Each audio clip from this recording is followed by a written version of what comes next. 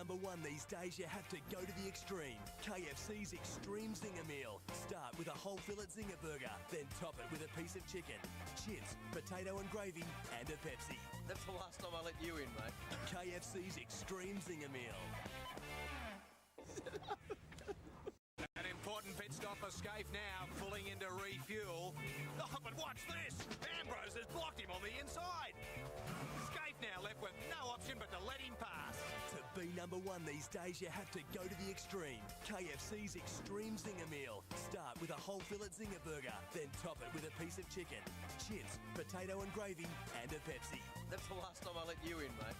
KFC's Extreme Zinger Meal. An important pit stop for Scaife now, pulling into refuel. Oh, but watch this! Ambrose has blocked him on the inside. Scaife now left with no option but to let him pass. To be number one these days, you have to go to the extreme. KFC's Extreme Zinger Meal. Start with a whole fillet zinger burger, then top it with a piece of chicken, chips, potato and gravy, and a Pepsi. That's the last time I let you in, mate. KFC's Extreme Zinger Meal. An important pit stop for Scaife now, pulling into refuel. Oh, but watch this! Ambrose has blocked him on the inside. Scaife now left with no option but to let him pass. To be number one these days, you have to go to the extreme. KFC's Extreme Zinger Meal. Start with a whole fillet zinger burger, then top it with a piece of chicken, chips, potato and gravy, and a Pepsi. That's the last time I let you in, mate. KFC's Extreme Zinger Meal. An important pit stop for Scaife now, pulling into refuel. Oh, but watch this! Ambrose has blocked him on the inside. Scaife now left with no option but to let him pass. To be number one these days, you have to go to the extreme. KFC's Extreme Zinger Meal. Start with a whole fillet zinger burger, then top it with a piece of chicken, chips, potato and gravy, and a Pepsi. That's the last time I let you in, mate. KFC's Extreme Zinger Meal. An important pit stop for Scaife now, pulling into refuel. Oh, but watch this! Ambrose has blocked him on the inside. Scaife now left with no option but to let him pass. To be number one these days, you have to go to the extreme. KFC's Extreme Zinger Meal. Start with a whole fillet zinger burger, then top it with a piece of chicken, chips, potato and gravy, and a Pepsi. That's the last time I let you in, mate. KFC's Extreme Zinger Meal. An important pit stop for Scaife now, pulling into refuel. Oh, but watch this! Ambrose has blocked him on the inside. Scaife now left with no option but to let him pass. To be number one these days, you have to go to the extreme. KFC's Extreme Zinger Meal. Start with a whole fillet zinger burger, then top it with a piece of chicken, chips, potato and gravy, and a Pepsi. That's the last time I let you in, mate.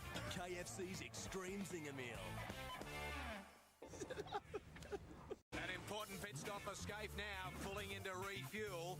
Oh, but watch this! Ambrose has blocked him on the inside. Scaife now left with no option but to let him pass. To be number one these days, you have to go to the extreme. KFC's Extreme Zinger Meal. Start with a whole fillet zinger burger, then top it with a piece of chicken, chips, potato and gravy, and a Pepsi. That's the last time I let you in, mate. KFC's Extreme Zinger Meal. An important pit stop for Scaife now, pulling into refuel.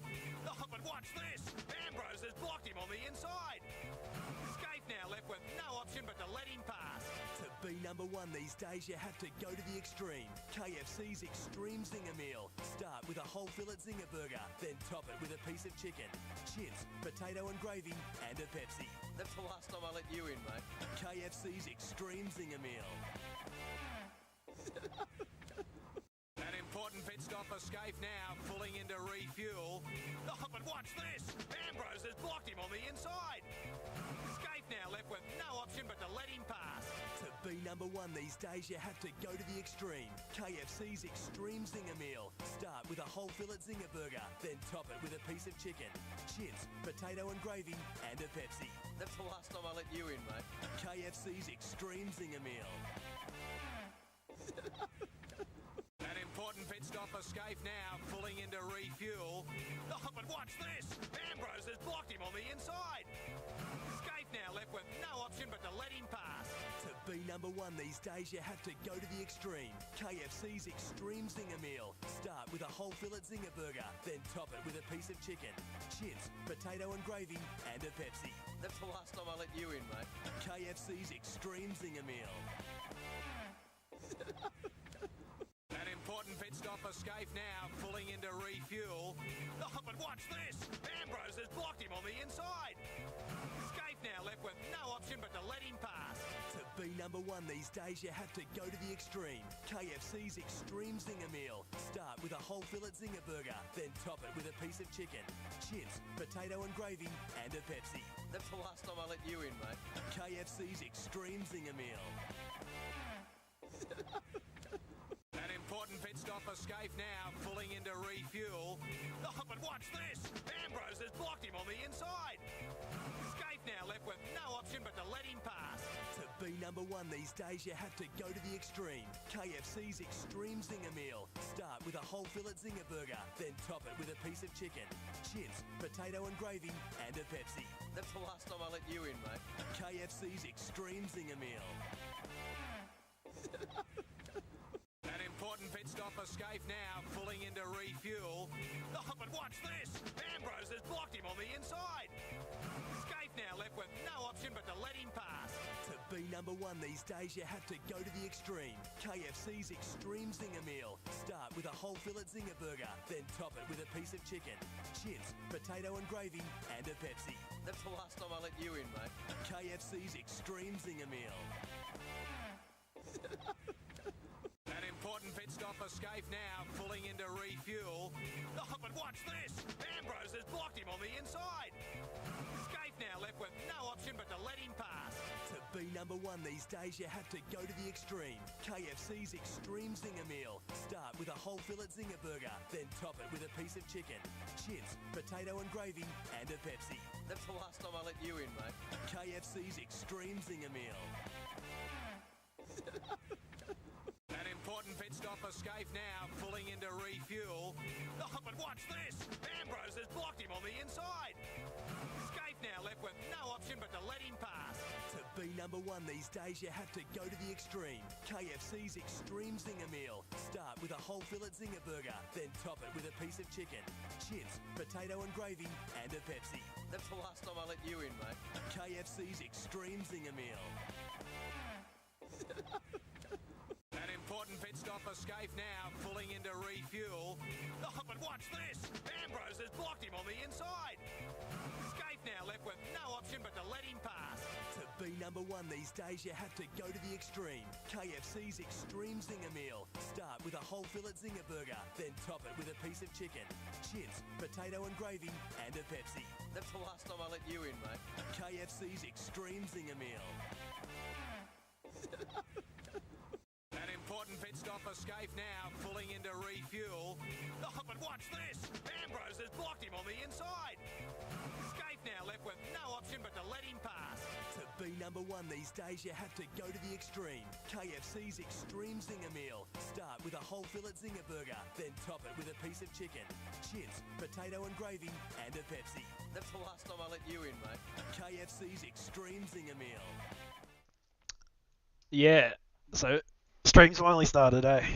Sorry to keep you waiting, Mr. Termo and whoever else is watching.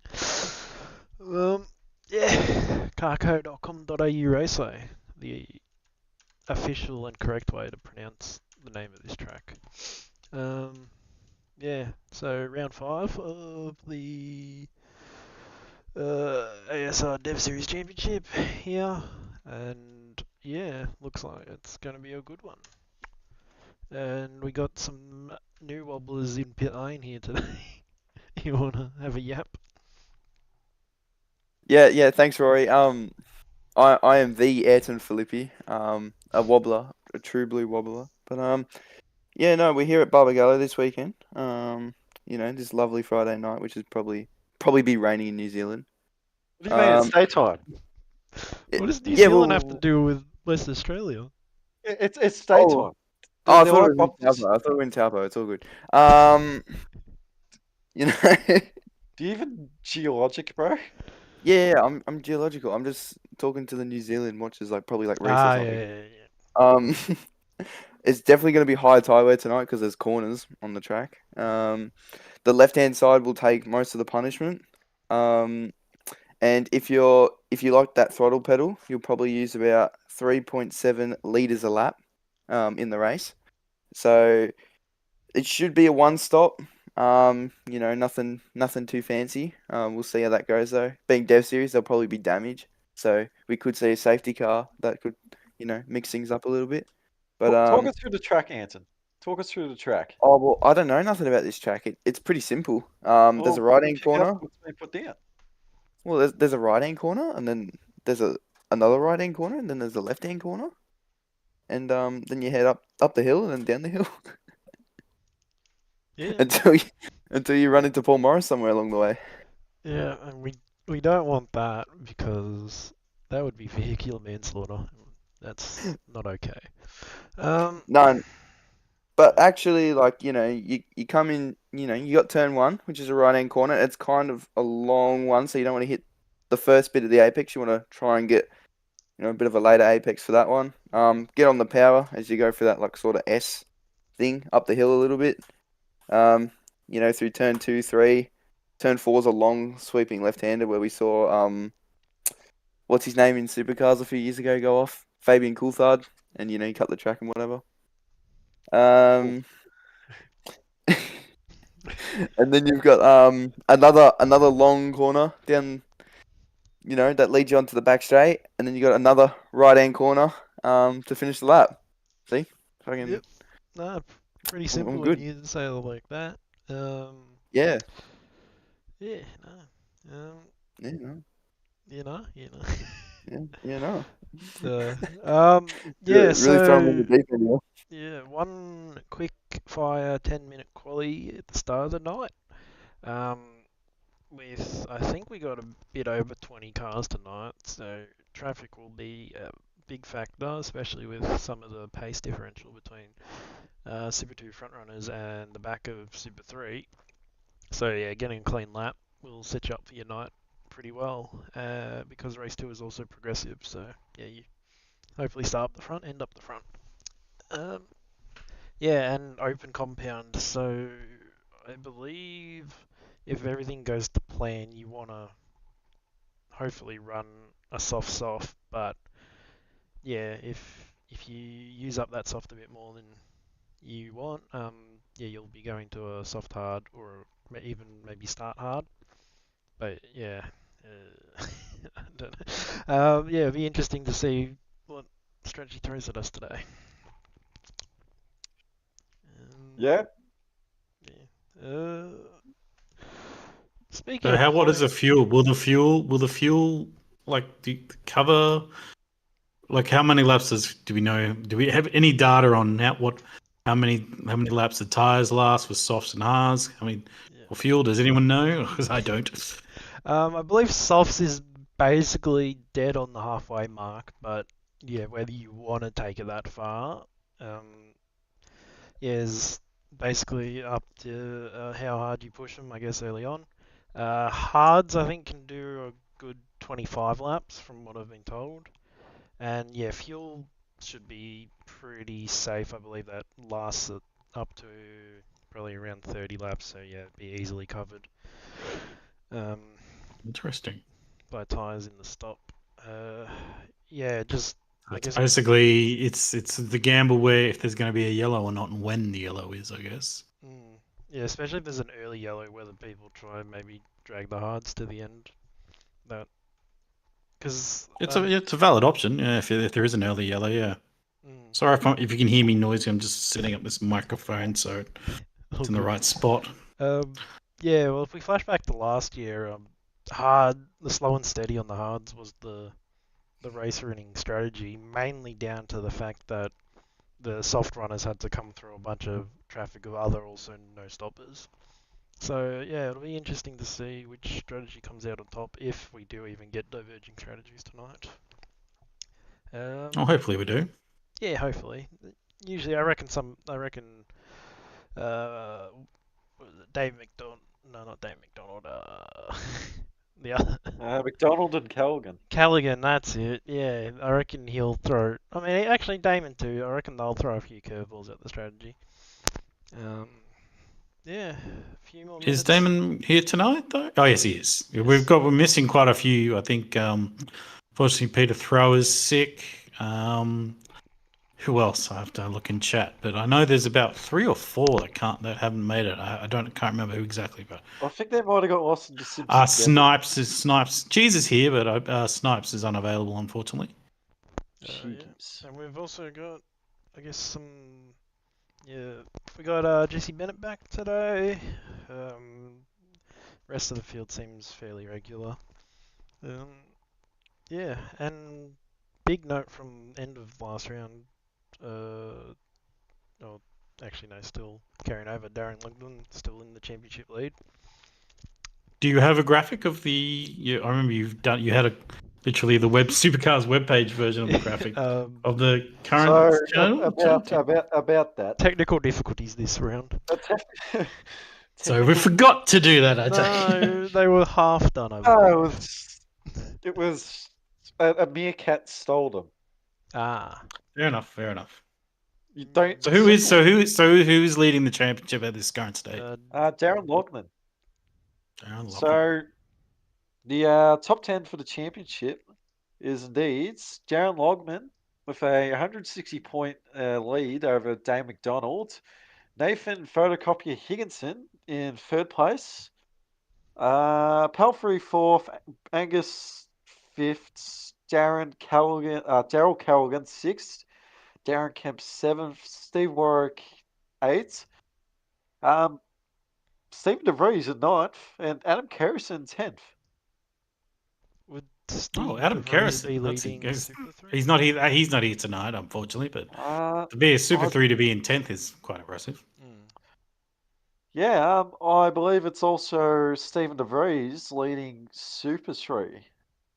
As to where we look over our team's championship, we got Luke McHugh Racing with a comfortable-ish leads over SES Project Zero, 300 points on a dot between those guys. And then in 3rd place, we got Luke McHugh Racing by SES, 777 points behind Project Zero.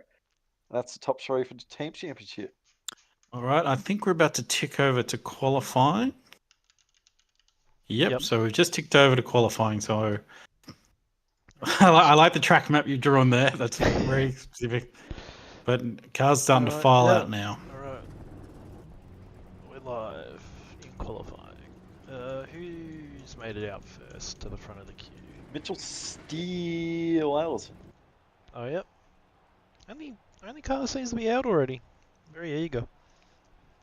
So I've had a chance to look on. They've all popped.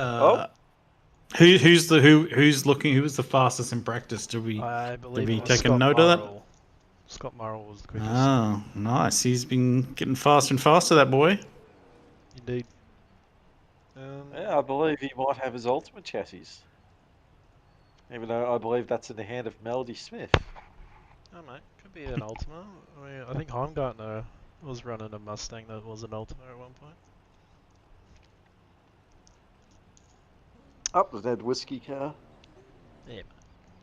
Right, well, so with the starting strategies, they have to start on the same compound they qualified on. So I don't know if anyone's putting hards on if they want to try and race hards. It will be interesting to see.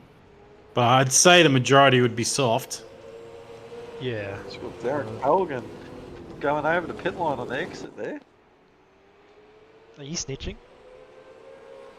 Yep. Roger.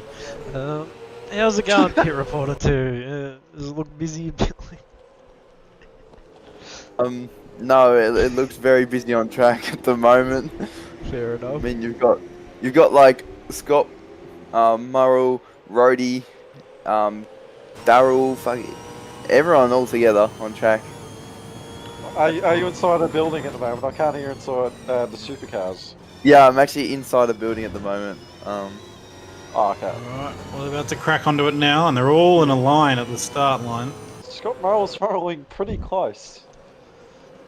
Yeah, the toe would be Like, it'd be good for toe, but the distraction of a ZB right in front of you. You won't be able to see your apex as clearly, but that toe down the hill on the back straight would. The thing is, you're gonna probably get enough to. Oh no, it's probably not that close, because you don't want to be too close that you have to pass them, because that would be not good. Well, I wouldn't be surprised if these two start bump drafting, or Scott Miles is trying to have a sniff of a man's behind, which I wouldn't doubt too. Oh, looks. I was thinking Mitch has moved over. Yeah, he's obviously wasn't happy with his starter lap, unless he's trying to do the same thing next time round. I don't know if they're draft partnering here, so it'll be interesting to see if Scott swaps over again, but I doubt it. 21's very right. That was a valid time. Okay. So Scott opens with a 54 1.143. I believe pole position for last year was in the 53s.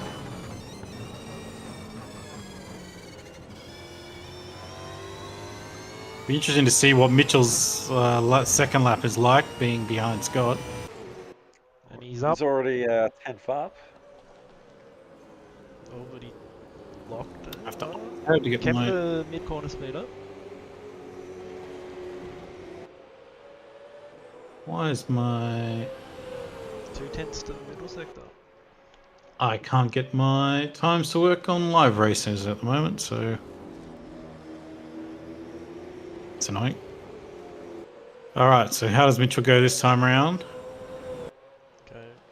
Oh, someone's Scott just improved. died in the Oh, background. I need to witness that. Well, he's already back in pit lane. So Scott did improve, but Mitchell didn't, so... Is there any, Anton down there in pit lane, is there any news from the PBF garage after that incident with Rody?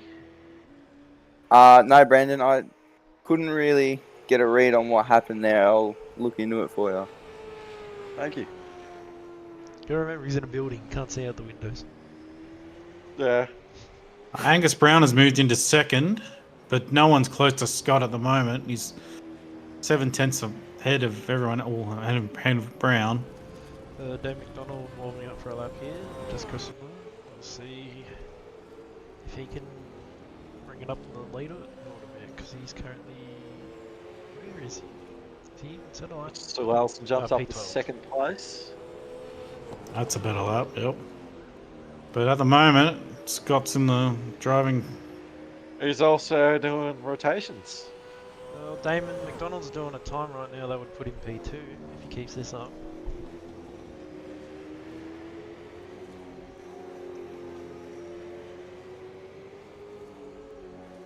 It's really annoying with not having my live races work, so I can't tell who's on the purples and not. Going across final corner with Damon McDonald. Let's see where this puts him. Presumably P2. And he's, yep, but 6/10 off He's still. moved to second. He has moved up to second. But it's nearly halfway through qualifying already. So Higginson's back out on the track. Let's get some Higginson here. He's just someone to outlap now. Let's see where the lead of... Lachlan improved, but he's still in 8th. Let's go to this 2 points leader, Darren Longman.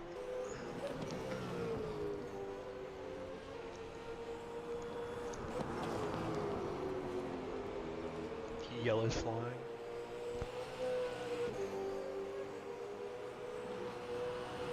Scott's still trying to push, so fair enough. You can. You don't got infinite tyres to use, so you might as well.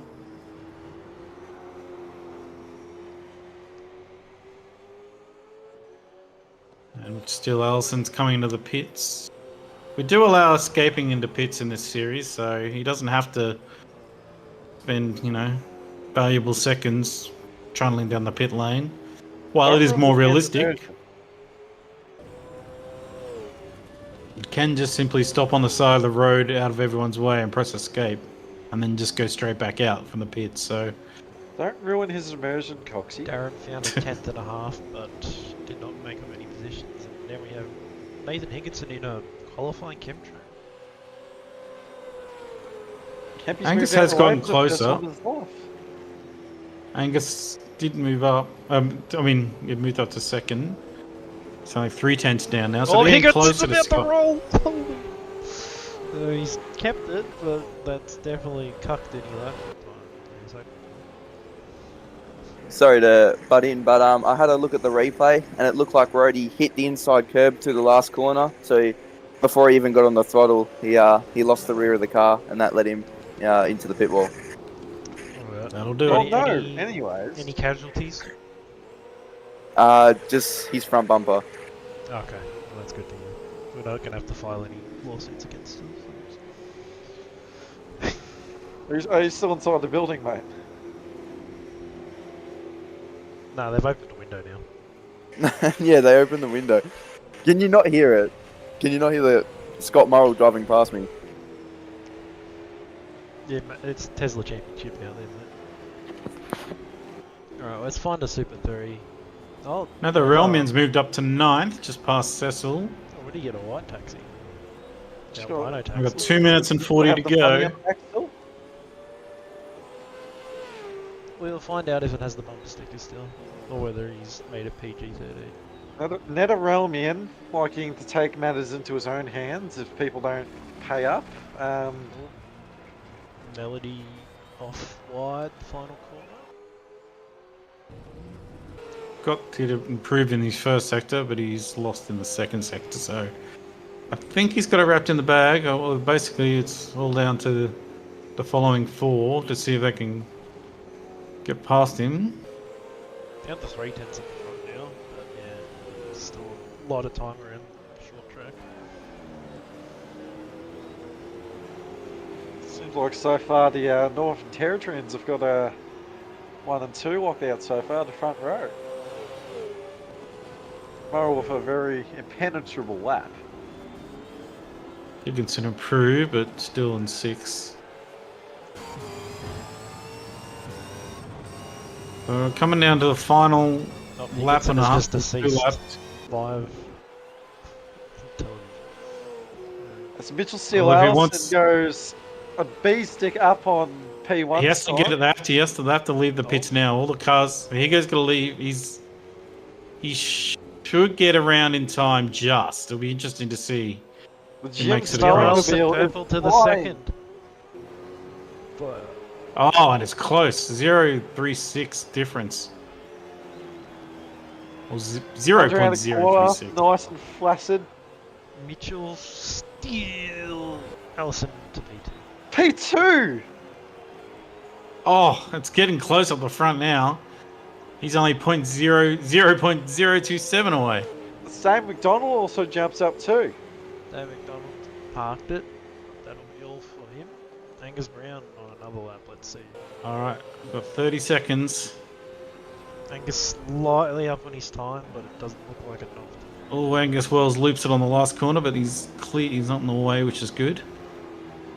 I don't think he'll be able to get another run, but he won't have a run up to the first corner, so he's going to lose about 2 tenths there.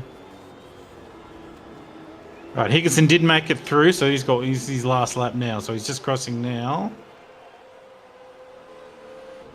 And Mitchell Steele might have one more if he makes it. 2, 1, no. So Mitchell Steele Allison will not get pole. Angus Brown a 10th up on his best. Well, if 10th, he might. If he keeps improving, he might get up to maybe P3, but he's currently still second row. I don't know what how Higginson's doing. He's lost the time in the Dust Bowl. Let's see. Anyone else on the leader? Higginson up slightly. Alman's coming. Nether's coming over. As with Angus Brown. How's Brown going to do? Brown does not improve, nor does Nether. And Higginson Time improves, but not. does improve, but Oh, and he's only by a couple of thousandths, and he's We've continued to accelerate. yeah, I think that was a seen stuck the job. wall, the wheels have gone water out of the bottle world. over in his helmet or something, but it seems like Scott Murrell has the cunt has whipped the dick out and has put a impenetrable time. It's put him to P1. And this is what, Yes. his second round back? Yes. I wouldn't be too disappointed with 6 though, Hugo, because it's all about strategy. It's a 90-kilometer race, so it's not out of it. So, all right. I'm just curious. So your live timing is working, guys? The track timing thing, the log analyzer. I'm just gonna alt tab and try and get it to work again. Should be right. 'Cause, yeah, it says I'm clicking on live and can see the server, but it doesn't show any lap times. Just get Right, your, so Anton, what's the reaction from the CRE DevOps pit garage? What does this pole position mean to them? It probably meant a lot for them. Considering I assume he's got a bit of a championship going for him. So, pole position is a great way to, assert yourself. Just to maintain the lead, I guess, any podium finish will do you well enough because we're still early on into the championship. So, consistency's key. There's been a lot of people in the past who have done quite well just by finishing on the podium every race. So, pole position is definitely a good way to start. yes. Excellent. Yep. As to the example of that, in another series, ASC, Cameron Parrott winning the 2023 championship by not winning a single race. Just by being there when everything happens and just always being consistent. He drove himself to a championship. I pretty much did that too. I had a couple of wins. I did have some wins though. I surprisingly won the one last year. All right, I've got live timing work. I didn't realize I was clicking on the wrong Barber Yellow server, so I should have live timing up now. Anthony, So they're just doing some warm-up laps now with probably testing fuel load and probably do some practice starts, I would imagine. And I think they're all on softs. I didn't really check, but I imagine those times the front runners were probably running on softs. Yeah. So what do you think the lap window is? You reckon it's around how long till the softs last? Softs probably just about halfway, about 14, I think. It depends how much you nurse them at the start. So how many laps is the race again? Sorry, it's 38, 30. so it's about 38. about halfway. It's around 16. But if you If it's anything to go by last year,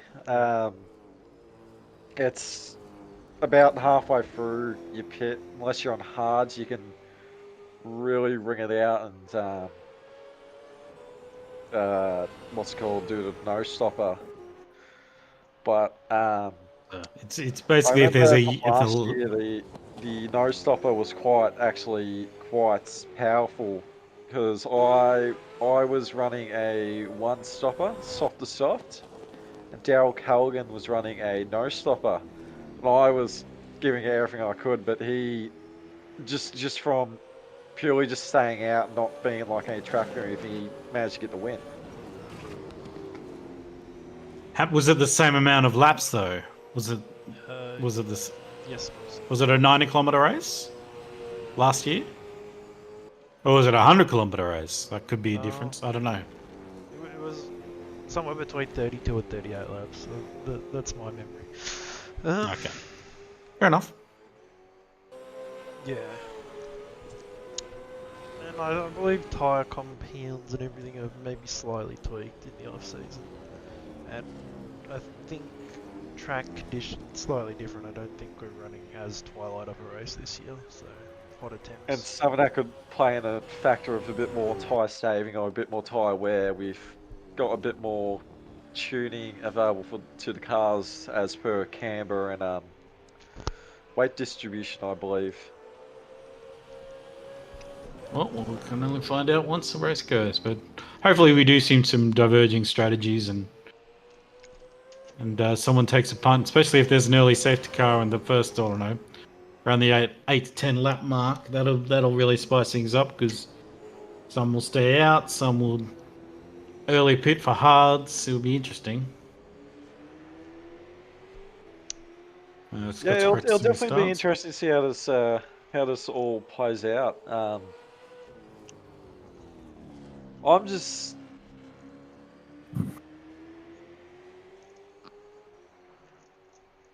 Hello, have we lost you? Nah. I think we've lost him. Oh no, he's there. mate, I'm just winging it. Nah, given the close the close times in quality, it'll be interesting to see if it's that close on race pace too. I know Scott Morrell's usually Yeah, quite the tyre whisperer, so that could play a big factor. I reckon honestly, I've got my money on Murrell tonight to Alright. take home to win. How much money? How much money are we talking? $2.50. So the poll awards money. Well, imagine what you could be buying instead. Yeah. Sound check. Alcohol to feed the Yes. addiction. As you said. No, we do not promote alcohol on this stream. No. Only, We're doing an alcohol one. only medicinal heroin. All right. The one's just about to end, so it's going to be. So was it 38 laps? So it's 90 kilometers. They're doing 2 of them. Yep, and it is a progressive grid. Right, yep, looks like it's just ticked over. Or about to. So, Rory, what is your thoughts on the all brand new Havel H6 GT? You're gonna have to give me more info. What body is that? Is that a truck or is that like a sedan? It's got 4 wheels. Oh, okay. Okay, Havel H6. Well, GT, that can't be a truck. Trucks aren't. There's no GT3 truck, man. Well, there was a GT truck racing, wasn't there? Oh, yeah, I guess Super Utes are Grand Touring trucks, yeah, if you think about it. No, actual truck. I'd say Um, it's probably... real quick, Mitchell Steele Allison, stop texting and driving. I see you've sent an email to the broadcast team. Please stop texting and driving. That's not safe. You can hurt someone. Yeah, well, on your Havel question, Back I think to it's you, better Rory. than an MG Ute, and probably better than the Kia Tasman. Hey, don't discount the Kia Tasman. It doesn't look good, but I reckon it's going to be good. Yeah, well, just go down to your local Oh, dealership I heard and I get a heard the GW 3.6 Cannon Alloy was Tech singing. Holden, Colorado, and you'll be right. But no, why Holden, Colorado? Why? Because Mighty Iron Line. Well, why don't you just get a D-Max? The You could always superior just get Colorado. an Adventurer, and, you know, be set for life. Crewman on top. Anyways, Right, Anton, run us through the grids. well, you can't run through the Run grid when through they the haven't cover. gridded, mate. Well, you can. Yeah, you come can on, walk mate. the track. Hey, you're inside a room. I couldn't hear any stupid cars in the background, dude. Come on. Yeah, because it was an insulated Hino hub. Yeah, Or well, Edge get hub, outside. sorry. Get outside. Get No, some he's fucking. There's Get no some car. sun. Get some sun on your skin, you troglodyte. Come on. No, they've locked him Well- in the overpass across the main straight. Well, luckily there's no cars on track at the moment, but we got Scott Murrell lined up on pole, I think. Yeah, you So would be there are right in cars that, but on he's not track. lined up on pole. He's still in the pit box. Yeah, well, his crew, his fake crew will put him on the grid. No, he's on the In grid. first. I believe Scott Murrell was trying to edge people there. I think whether or not he's actually going to come out. Right. wish Last he did. or at least like Has the he first missed- 10. Right, Has he missed Anton, the? He's talk us missed the through. start. Oh no, he hasn't. No, he got out. He got Right. out. He got out. I'm looking at this All right, delay. Anton, talk That's us all. through the grids. So on pole we got Scott Murrell. You know, it was a good qualifying session for him. He pretty much seemed on top the whole time. Then we got Mitchell Steele Allison lined up beside him. Has he been quick this year?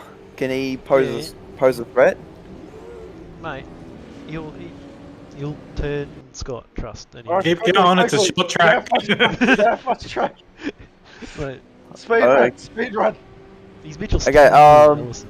Then we got Go. Damon McDonald, Angus Brown, Daryl Callahan, Nathan Higginson, wobbler. Cheese. Jesse Bennett, Darren, the two Darrens, Darren Long Double and D. Darren Kemp, the double D. Then we got Nether, Matt Cecil, the biggest wobbler of them all, Rhodey, Brian Walsh, Damo, Melody Smith, Glenn Miles, and Angus Wales. Bang. That's a pretty good effort from Mate. Walshy, actually. I didn't catch that in I the could've quality taken- session. I could have taken my I time. missed it. I'm just setting up my You said drone you could. I camera, thought you were so- locked in a room with no windows. How'd you see Maybe it? if we went all over the place, we would have seen. Just because he's It's good to qualified see in the Walshy's out here. I believe he put Hey, just WD-40 on his steering wheel. What's your favourite flavour of WD-40, Coxie? Tell me. Passion fruit. Cool. All Well, right. it tastes we're about better to when get it has the underway. easy reach nozzle. Yeah, especially the little red, like, direct spray. Right. Let's go to the As front the of final the grid. cars start gridding up here. Oh, someone can't find the box. Callahan's missing it a bit. He's a bit behind, bit forward. There we go. Alright, 5 red lights, and we better go. Boogity boogity. And that's Oh, it's a better start by shocking Mitchell, start. but Oh, but it's not going to have the second track phase of it- position. Oh, Oh, geez, that's a bit of contact. cyberbullying. Miles off in the back. Previous but actions other than going in that- here as Merrill leads in the turn 2. Turn 3, I mean. Oh, Mitchell wants to get this position while Murrell has it. Mitchell still else sniffing the ass of Scott Merrill, the Z cunt himself. Oh, sniff up the inside. He's got the overlap. Oh, it's a Get shame up for in. Walsh. He's obviously gone off on T3, so a good qualifying is he's lost 4 spots, which is a shame. Side by side down the back straight. Surely he Mitchell's can't go got down him. the outside here. He's going to try and hang it there. He's held Still it, and he's got to have a solid. better run. I don't know if that's legal because that was technically off the track. Still side we'll by only- side, 2 by 2. This is some Daytona. If he holds it, he'll have advantage to the long left-hander. It's still Oh, going. it's close. And he's cleared him. Stamen McDonald gets around Angus Brown Yep. in the background. Stamen moving up. So the ZB is fighting off 5 Mustangs at the moment. Got Nathan Higginson all over the back of Calgan as he has actually just got past them.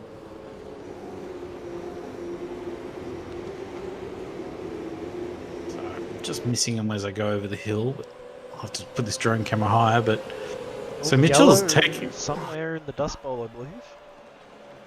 No, it's on Main Straight. I think that's Walsh. He's pulled over. I think he might have had a technical issue. Bit too much So WD-40. maybe his wheel isn't working, yeah. It's getting pretty feisty in the midfield here. Yep. Got a absolute train of cars. Going Yep, as there's- Cheese goes around the outside, Bennett T1. Yep, there's a gaggle Oh, there he too. Just gets cucked. As Jaron Logman's maybe trying to He's make got a to be move. careful here.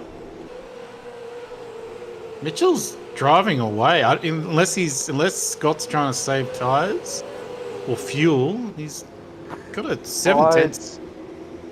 Imagine Scott's trying to play a bit of a smart game as As Scott's off the McDonald- track. He's back on it. But that was a bit sketchy. Just to jump in, Brandon, it looks like Darren Lonnan's on Angus soft making- tyres, so he might be trying to go for a shorter first stint, but make up some positions on track. This is getting Angus is Okay. trying to dive down the T1 on McDonald, Mitchell Stiles straight away stomped out the fastest and lap. he's got him. Yeah, But all this battling, and Mitchell's extending the Oh, it's lead. Jesse Man gets spun at T1. I would suspect Mitchell's planning on a soft hard strategy here, whereas Scott might be saving to do a soft. Oh, and Glenn Miles also off.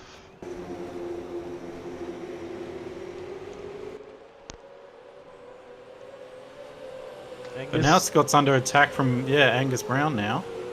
And Angus is going to get... Yeah, so Scott might be driving to a number here, because... Yeah, he's starting to fall back. They're falling back, because Mitchell's just going for it. And Scott's, losing time and might have to alt-tab to get live timing to work again, unfortunately. Might just do that. Give me a second. So Rhodey looks like he's trying to make a move on Darren Kemp at the moment. As the Kemp train is starting to form, it looks like.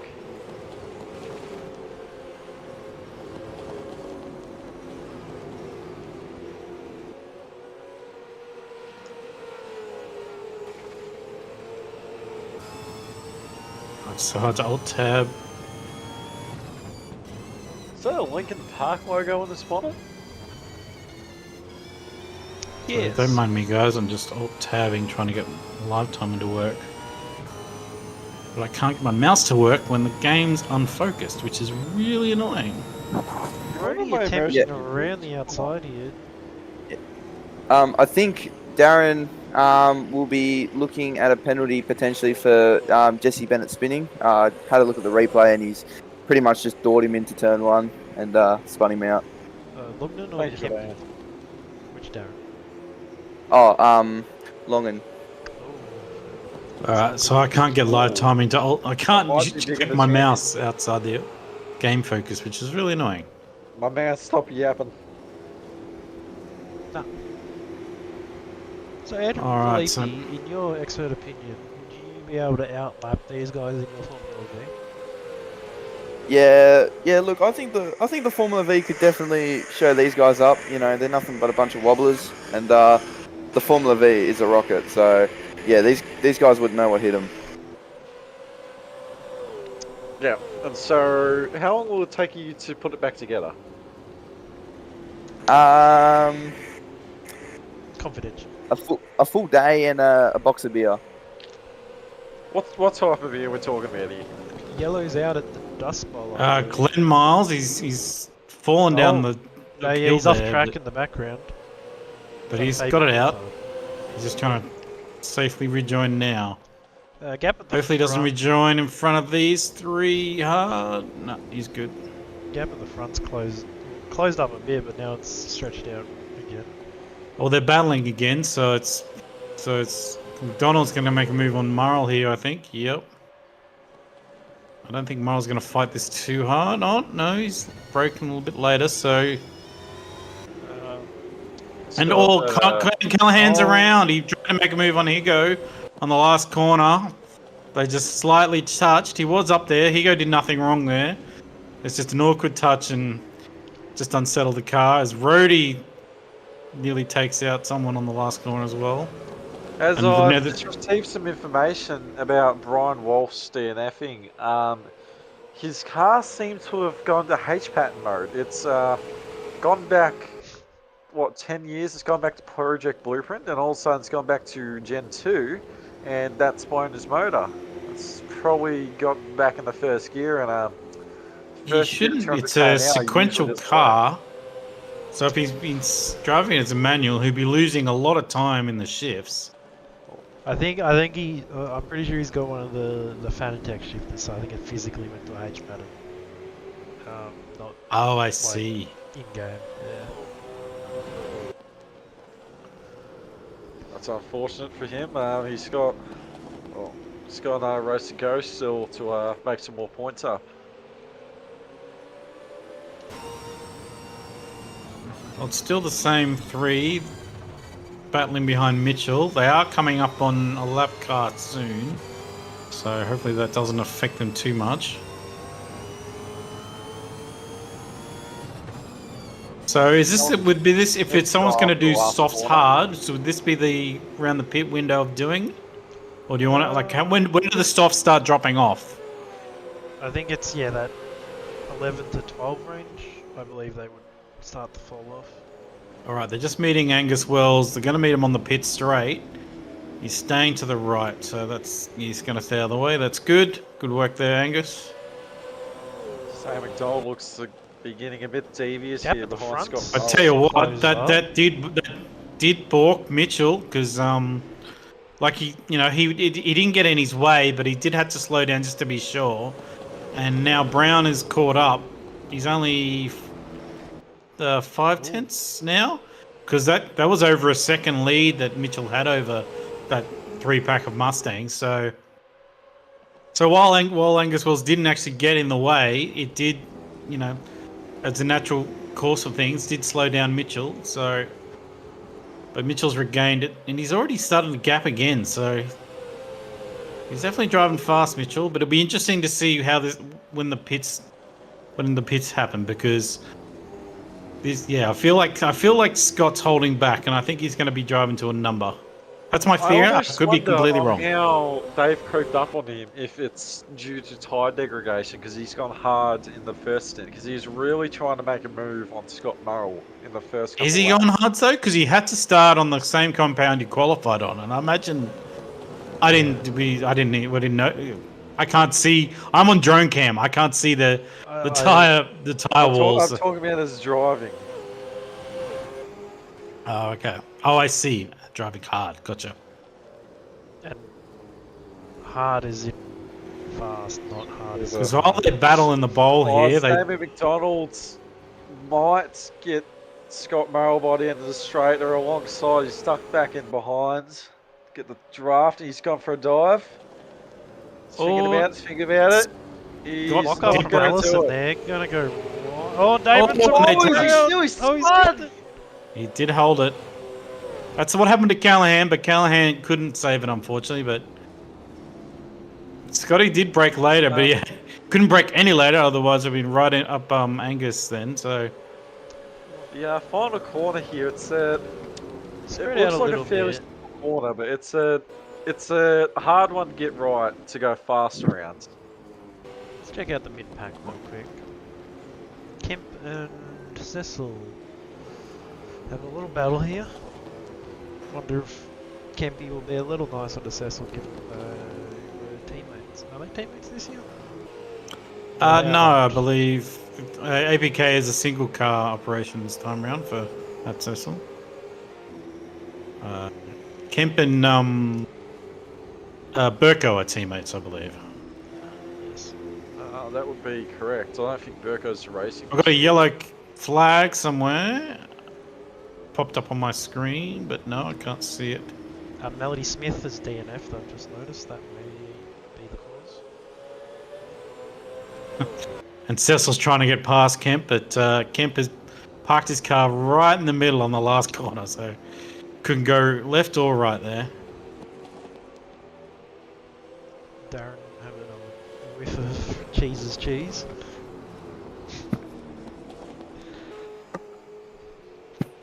Kemp's coming up to Angus here, and Angus Wells, and just gets out of the way in time, so that's all good. Nether's still leading Rhodey, because Rhodey was in front of Nether for Super 3. Oh, Darren's off at the bowl. We've just called that. Oh, this is big. No, he's got it He's going currently pretty P1 quickly. in the championship at the moment. I'd like to believe that this might cost them P1. Oh, Potentially, if Damon can sneak up on the podium. If it stays like this, yes, possibly. But it's, we've still got just crossed half. We're just about to cross halfway, yeah. Oh, no, halfway. Mitchell still Elson 19 still laps, leading. not 14, it's 38. Yeah, my math's bad. But yeah. Yeah, well, we're coming up to halfway, but... So the softs, you reckon, will start to be hurting round about now? Yeah, round about now. Yeah, the cars would probably be starting to get a bit devious now, as Damon's actually crept up on Murrell, actually. Because if you run it right up to that 19 lap mark, you are threatening a puncture. Oh, is that safety car? No, it was No, it's just Ryan a Walsh car in the entering pits. the pit Yeah. lane. It was just Damon flashing. goes for a look. Well, Scott, I'm just sticking with Scott Murrell at the moment for drone cam, and he just did a 55 then, so I think he's a second slower than... Well, they're all about probably a second slower now than their optimum laps. But they will be going faster with less fuel. To each other.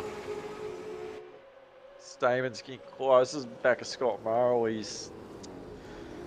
He just needs to make a dive and commit to it. Just rubbing's racing. Well, he did. He tried, and then he got a tiny bit of contact and nearly looped it on the last corner. But Oh, No. hopefully he's got a bit here more. he goes. Let's go for it Here he now. goes. Oh, he's cleared him. And that's a lot more confident than Checks him up. Scotty's trying to cut back, which he has. Oh, he's... Oh, the biff. What? It was a Scott should textbook have this. over and under then, but Damien might try it again on here. No, just no gap Scotty's closed. checked him up on the apex there. What he's saying, he's really held on to the brakes there and just stayed to the inside. And Damon's really had no choice but to run to the back of him. And Glenn Miles just came into the pits, and he will now rejoin in last. I think he had. It says he's 12 laps down. Oh no, he's a lap down. So sorry, that's my bad. No, he said he's a lap down. He's come out back in last. He's the first one to pit, so there could be more to come. I'm not sure. But I wasn't sure if he was on a soft or hard before he stopped. He's on a hard He's now. having another crack Quiet this again guy. now. And he's gonna he's hanged him out there that time, and he's Oh, and Mitchell. Steele's in the pits. Mitchell Steele Allison is pitting now. And on that lap, we did.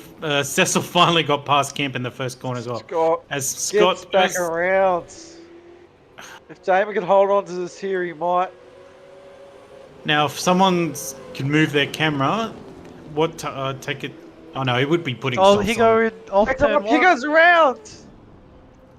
Where's he going around? Turn one. Turn Oh one, dear. he's lost one spot. Isn't bad, but So we can get the replay. Yeah. Right, so Mitchell's leaving the pits now. Cheese has come into the pits. He's just. So we're locked going to the start seeing rears. some pits That's just- now. it looks like he's compression locked it. Or even had a rear brake lock there. Now Damon and Scott are still battling, but they don't want to battle too close near the pit entry because, yeah, you don't want to get your bum hit as you're going into the pit lane. Can confirm hards for Mitchell Steele Allison. He's put hards on, has he? Yeah. That is interesting because he did make Yeah. it pretty much halfway on softs. Yeah, and he was going pretty fast too, so that's an interesting that he's chosen hards. That's Oh, definitely Higginson hitting and almost speeding. It's definitely interesting play because he's probably not going to gain much time from getting on new tyres too, as well. But Angus is probably going to jump him, I'd like to think. Well, they're still out. First, the Mustangs. It'll be interesting to see if anyone pits this lap as Scott goes for a Scotty goes for a dive. dive. Is Damon going to pit? Yep, Damon's going to pit. Damon's in. So that's well done. Not to take. I'm pretty sure he's purposely took a slower line there just so he could get into the pit entry without getting hit, because it is a risk on the current Higginson down a lap. supercar entrance. Down, so. Has Higginson pitted?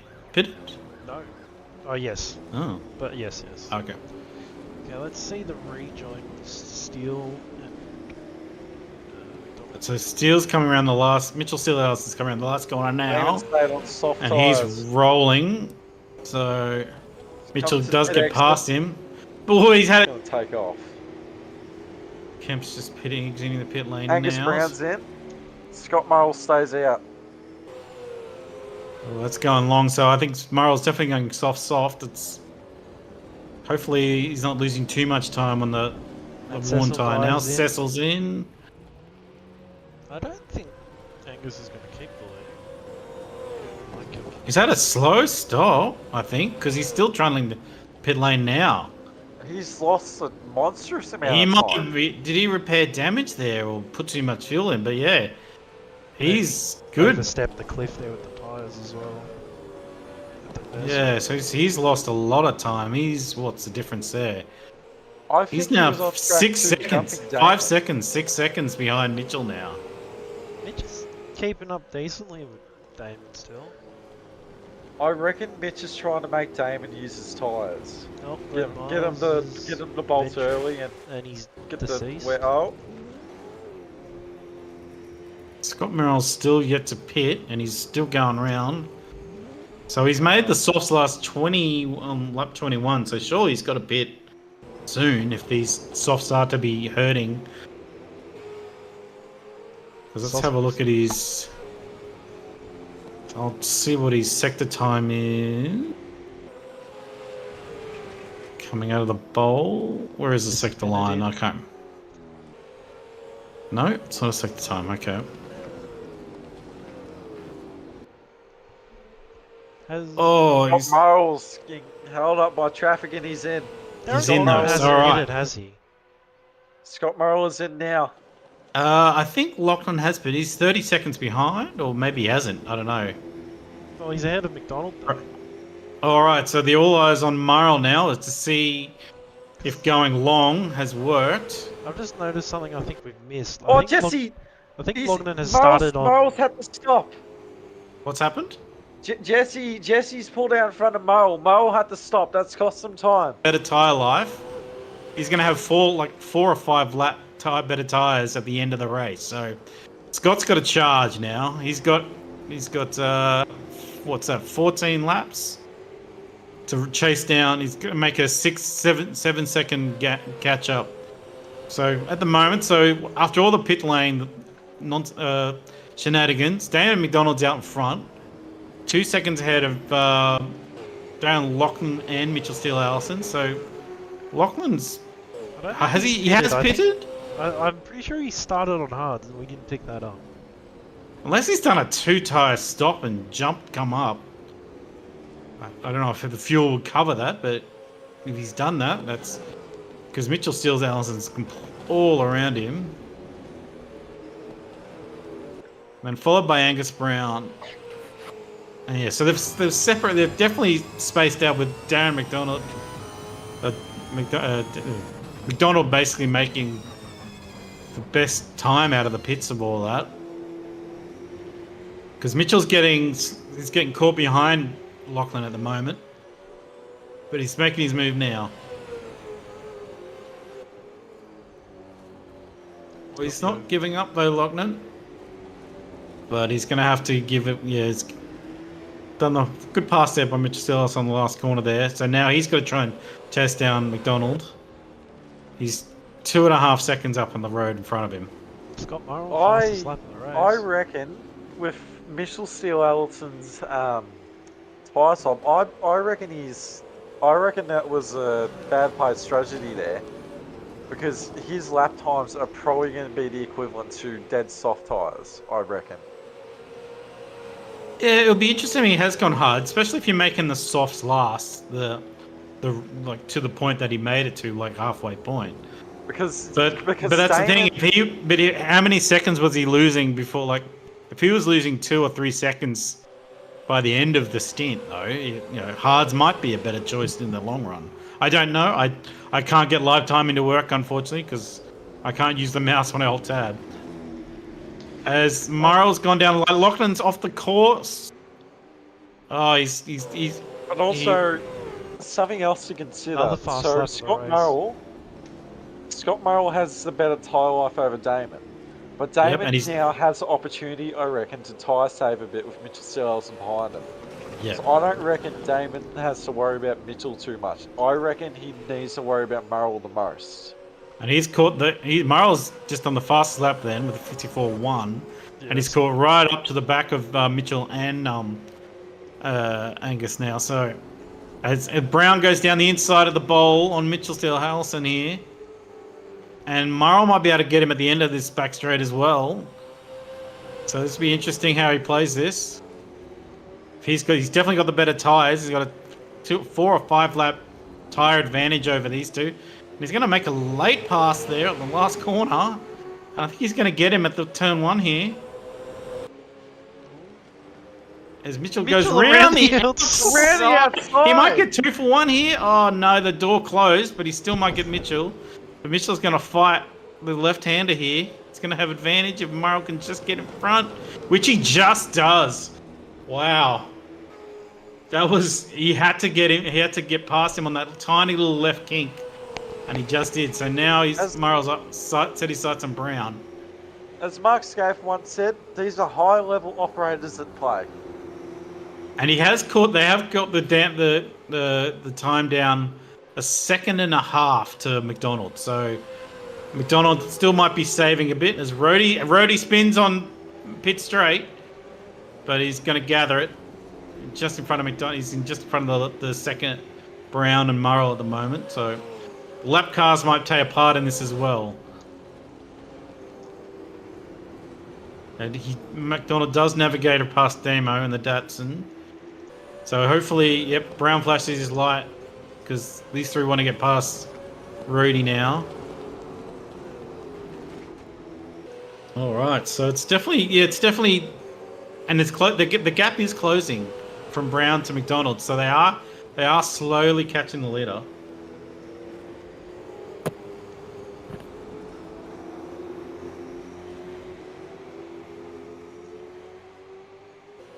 Where else? Cecil's still in front of Kemp, it looks like, and he's made some distance. Cheese has had a DNF, I missed that. As Brown is just trying to navigate on past Rhodey now on T1. Hopefully he's rolled off on the straight, which is good, so... But that they have lost about 3/10 to the leaders then. To the leader then. Oh, it's Rhodey! Takes trip in the backgrounds. And Mitchell Steele Allison is dropping back behind them. So yeah, I think if he is on hards, I can't tell from here. But if he did go to hards. As Damo is holding up Brown. Oh, he's gotten through, but he did get balked a little there. And they've lost another 4/10. Yeah, so this lap's hurt Brown and Murrell, unfortunately, because lap traffic has played a part there, and yeah, they've lost a second just about to McDonald on that lap. Oh, Loughlin went for two wheels around he spun it in front of Brown, and Murrell goes one way and Brown goes the other. But he was on two wheels for about 2.5 seconds there on the last corner. I don't even get a replay of that. He hit the inside curb, and he didn't want to go left. He wanted to continue going right. So he's lost out there, unfortunately, but lucky he didn't flip it on the lid then. Oh, yeah. And didn't get collected by Brown and... two-wheeling for a while there. Back to live seconds. So, and McDonald's held his 5-second lead, so... I think the battling with Brown and Murrell too is probably hurting their time and tyre life, because Murrell's trying on the outside now, and I think he's got him. Right, so he needs to chase. He's got 9 laps to try and chase down a 5-second gap to McDonald, and I believe the tyre difference was 5 laps.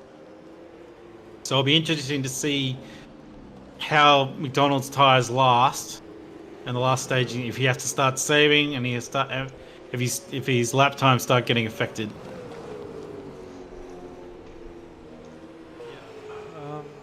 Well, indeed, the chase is on. Scott Murrell is free from Angus Brown.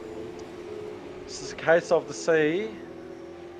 Who has the better tyres in the end, really? If Murrell can get to... Callahan's off at T1. Damon's just coming up to about a train of traffic of about 4 long here. All right, so this will be interesting. So this will be key for. So he's got past 1. Glenn Miles lets him go. His next is Bennett, and the lappers in front of him are also lapping Angus Wells. So he's got to try and get past them, hopefully, without getting blocked too much. And that's it. Angus Brown is stuck with Murrell, so I can't remember when he pitted. Did he pit around the same time as Murrell? I can't remember. Damon's pit the next turn. It's like, shouldn't be too much of a detriment to his pace. Angus would have been a lap or 2 earlier, but a lap after Damon.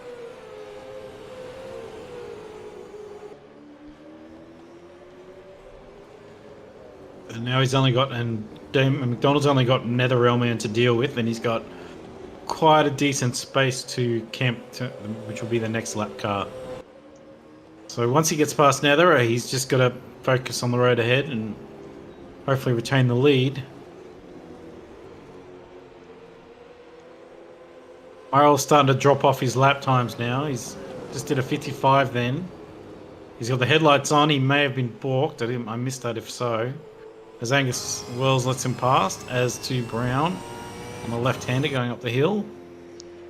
Yeah, Mitchell Allison's he's dropped off. So I don't know if the hards are going to come to him in the next 6 laps, but he's going to hope that the softs completely collapse for the leaders. But with the lap times they're running, I don't think that's going to be an issue for him. I think, yeah, if he did go the hards, I think that was the wrong choice. Does Damon get past Nether now? So Damon's got clear track ahead of him. Only lost about 2 tenths. Not even that. Maybe a tenth and a half. Navigating through that. So he's held that decent amount of lead. That good 4.5 second lead over Murrell with all that. So I think that pit strategy worked. As we've got 5 laps to go. And basically Brown's battling with Murrell at the moment, so that's probably slowing Murrell down.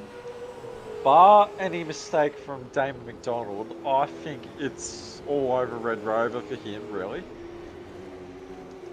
I reckon he's got this in the bag. Yeah, and he's gained the lead. He's up to 5.3, so I think he's hit his delta, and I think he just has to keep this up. A little squirrel there, but I think the battle is basically now it's a battle for second because Angus Brown he's gone for a dive at T1 here on Murrell. He's got the inside. Murrell's going to have the better line. Oh, it's going to be interesting up to the left and right hander here, and Brown backs out of it. We didn't have to back out that early, but that's the thing. The line, you can look at the groove there. You know, it goes from left to right, and it's basically you're going. I recall you're going. You know, you're not letting go of the accelerator till you get to the ripple strip there. So, yeah, I guess he had to get out of it. He had no choice. But Damon's got a 6-second lead now, so. Yeah, looking at the battle between Higginson and Cecil here. Cecil on the softs and Higginson on the hards. But Higginson isn't getting up here. Well, this will be an interesting. This is where you'll see the speed difference, I guess, of late softs and late hards. Because did he pit? I don't recall. I don't know when Higo pitted, but both around if he pitted early on hard. Yeah. I have just got word from the pit lane that apparently there was a mistake in the pit with Darren Wogman's car. There's hard tyres on that car now, and there's meant to be softs. And he did have a long pit stop, I recall. Matt Cecil throwing another punch at it. He's definitely got. Tough. He's definitely squirreling out of those corners. This will be 2026 Falcon. This will be a good result if I think I don't know what Cecil's highest result here is in the series, but I think 6 might be his best. So Cecil's really putting the blowtorch on him, and Higo's going to have hurt tires if he's on hard. If he did a early stop and tried to get the hards and go long. Higo just needs to hit his marks and just drive smart.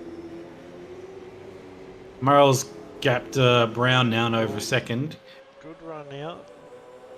Oh, it's even now. So I'm keeping my eyes on the Cecil Higo battle. Higo's holding him off still. But Cecil's got way more grip on the end at last corner. He's out to put the power on earlier and narrower, and he's going to have the car position for T1, and I think he might get him here. Yes, he has. Nice work, Cecil. Yeah. That was textbook. Absolutely textbook there.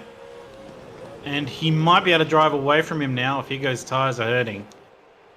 As Damon's coming up on Kemp just behind them. Oh, shit. And this... Bit of rally. Oh, he's... kept I missed it. that. Was Higo going off? He jumped the inside curb and then went all the way outside rallycrossing through the grass there. I think that Oh, just take it easy. No, you don't have the tyres to fight Cecil. So I think seven's a consolidation, but I think if there's no yellow, if there's no safety car, I think the hards are not really a play. I think hards are only probably a real option if there's an early safety car, but if you're pitting middle of the race and your softs can last to the middle of the race, then probably go back to softs. As he goes going around in T1 right in front of the leader. This might balk Damon here as Higo's going to let him go. As Higo goes right wide, don't go down the hill there. Taking the Scott McLaughlin line. it's going to make him drop another spot to Kemp. Yeah. And Well, Miles caught up. Oh, Like he's completely caught up. Oh, it's the last lap, so I don't know what his tire's like, but he's gained like 4 seconds in the last 2 laps, but I don't think it's enough. It's just the last lap now. So I think Damon's strategy's worked.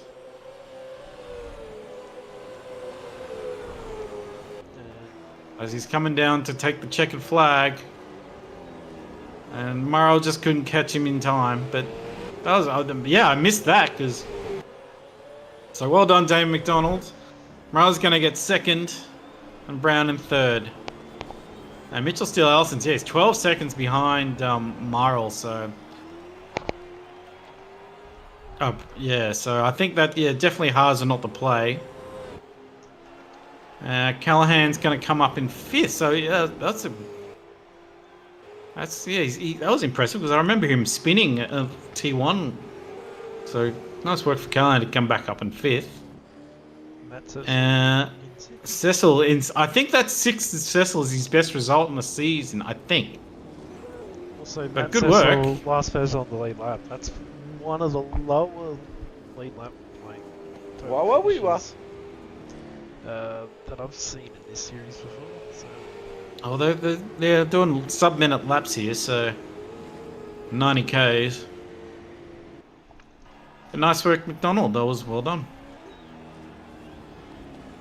Definitely, it was all close at the first half of the race, but pit strategy definitely came a part of that race, and yeah, if Mitchell did go on hards. Sorry, you go. Well, Damon McDonald breaks the bad luck chain. Oh my god.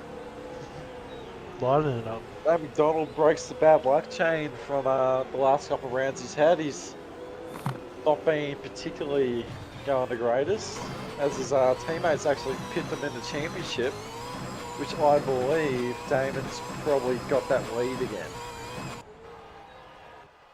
I'd like to assume.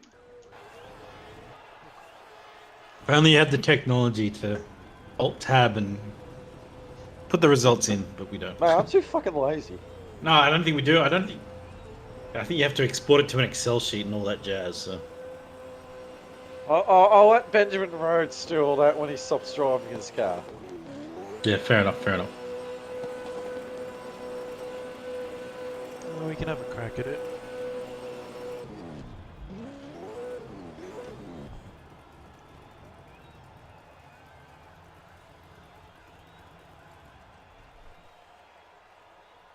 Well, we this next race is going to be interesting. I reckon Scott's going to be trying to gun for clear air, I reckon. He's going to try and make that early move on Damon.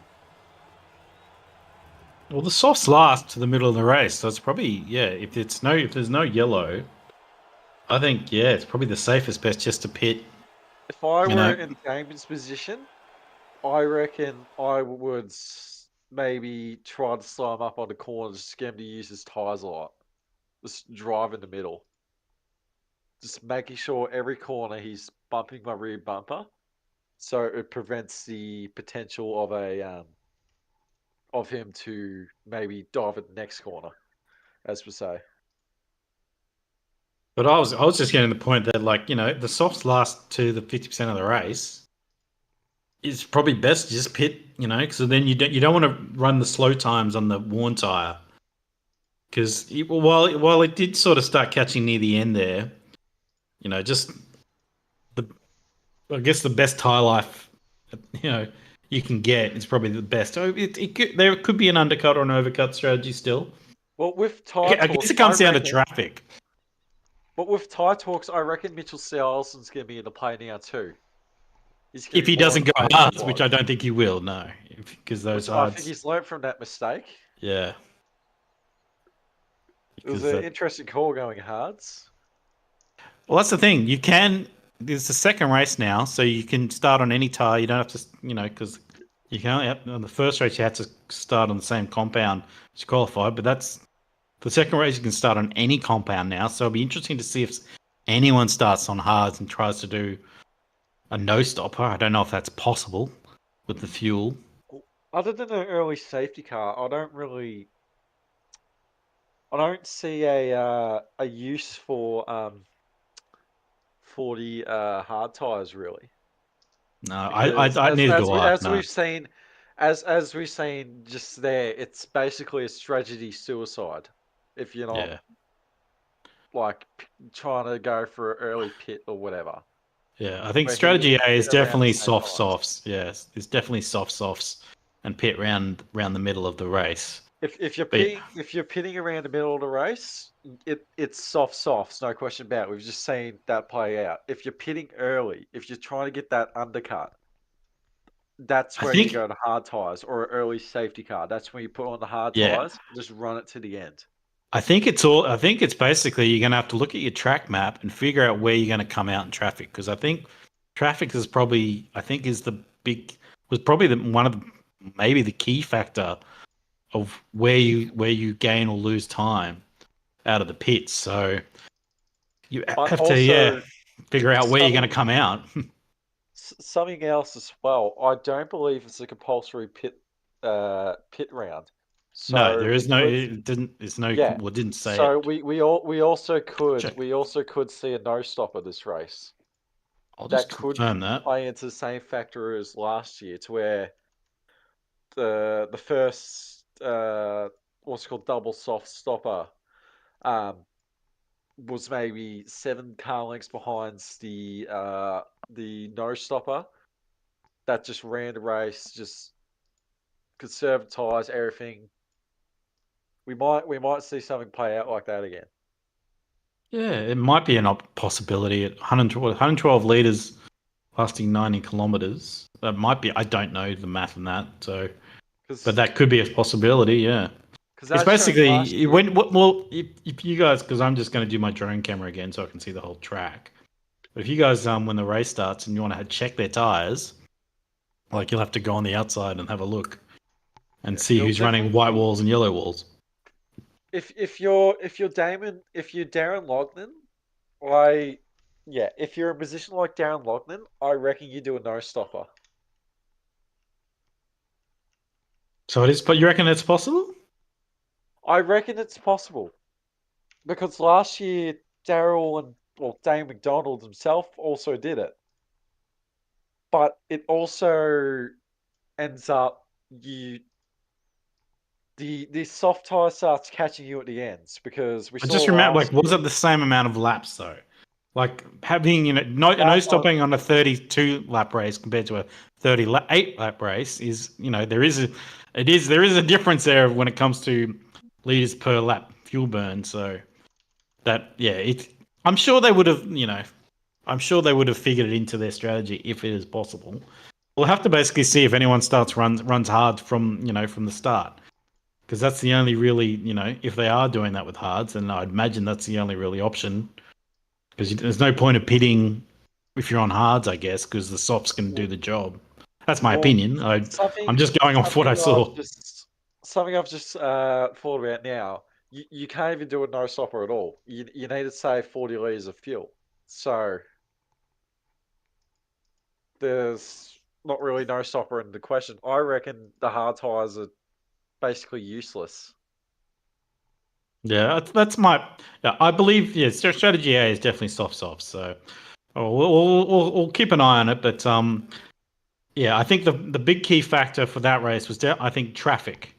traffic and trying to Absolutely. overcut and undercut, because like the overcut kind of it did basically sort of worked for McDonald then, because I think traffic helped him at the end. Like he started losing time near the end, but it was he made significant I think he got up to like 7 seconds at one point before it came down to like two seconds near the end. So Well, the thing is, Damon also could have been saving his tyres. He could have just been cruising as where Murrell that was is a quite factor as well. obviously- Yeah. Where Murrell was quite obviously pushing. Damon could have been saving his tyres to say Murrell gets in the window of like a second behind or 2.5 seconds behind. Then Yeah, Damon could just near take the off. end, yeah. So Are any probably mistakes? He's got probably that the win. last 3 laps, yeah. Let's have a look. I'll just check the development series race briefing just to see if I don't think there is a competitive, but I want to confirm that. So briefing notes. So there's no compulsory pit stop. You just need to save a lot of fuel. Yep. Open tire choice. That would not be night, and it's not night. That's right. We used to race at night here, but I think that some people had computer issues with that, which was a shame. I don't know, not just him. Like I think there was some other factors as well, but it did look cool. Like As being how old this game is. As a wise whoever first muttered it, fucking roadie. I think we're just about 3 seconds of ending up warm up, so we should be going back to race soon. So Okay. once I get that, I will get my drone camera happening so I can see the track again. So Rory, as you can see the entire what's your track, which is kind of cool. So Rory Collins, tell me, what's your thoughts on the state of the current economics? They're alright. Cheeseburger costs a bit much, I'd say. Like, get back down to $1 hamburgers, I think will be in good check. Yeah. Yeah. You know, like... Did you see the KFC deal the other... As Higo goes into a lazy spin, did you see the KFC deal the other day? The 10 habanero boneless for $10? That's $1 for each boneless. That's a pretty good deal, but I'd prefer if I get 10 hamburgers for $10, you know? Well, in what world do you fucking live in? When will that ever happen? That was like 6 years ago. That's 6 years ago, world. Yeah, well, if we can get the economics back to the good economics, then I'll be eating hamburgers. But, you know, we're stuck in a reality where Domino's sells a pizza that has meat pie in the crust. And we're gritting. Domino's has a pizza that has meat pie in the crust? I believe so. I think they're selling these massive donuts I saw on an ad for as well. I bought one, thinking it was going to be small. I bought one for pizza, and it ended up being bigger than the pizza. Okay. That's a lot of donut. Yeah. It is a lot of donut. It's like a weird pizza, normal dough hybrid. Sort of weird. It's a fucking diabetic's dream, that. It was... I felt sick after eating it. Oops, I missed it. Where's Pit Reporter? Is he alive? He's dead, probably. Yeah, he's alive. Oh, yeah? Yeah, you guys pretty much took over what happened anyway. Anton, shut up. Sound check. It's not your fault. You're locked in a weird cave in... Oh, if you have a point, just jump in, Ayrton. If there's a point, if you've got something that you've got some facts to give us or race notes as they're starting to want to do the grid now, because I can hear engines rolling. Ready? Right, Do the grid. Starting off right at the back, next to Melody Smith, next to Cheese, next to Glenn Miles, next to Angus Wells, and then P13, Mr. Roadie. Yeah, it's one of the more segregated Super 2 and Super 3 starting grids that we've had in a while. It seems pretty fit. I know Mark Scape has an opinion on segregation. Mark Scape don't sue us.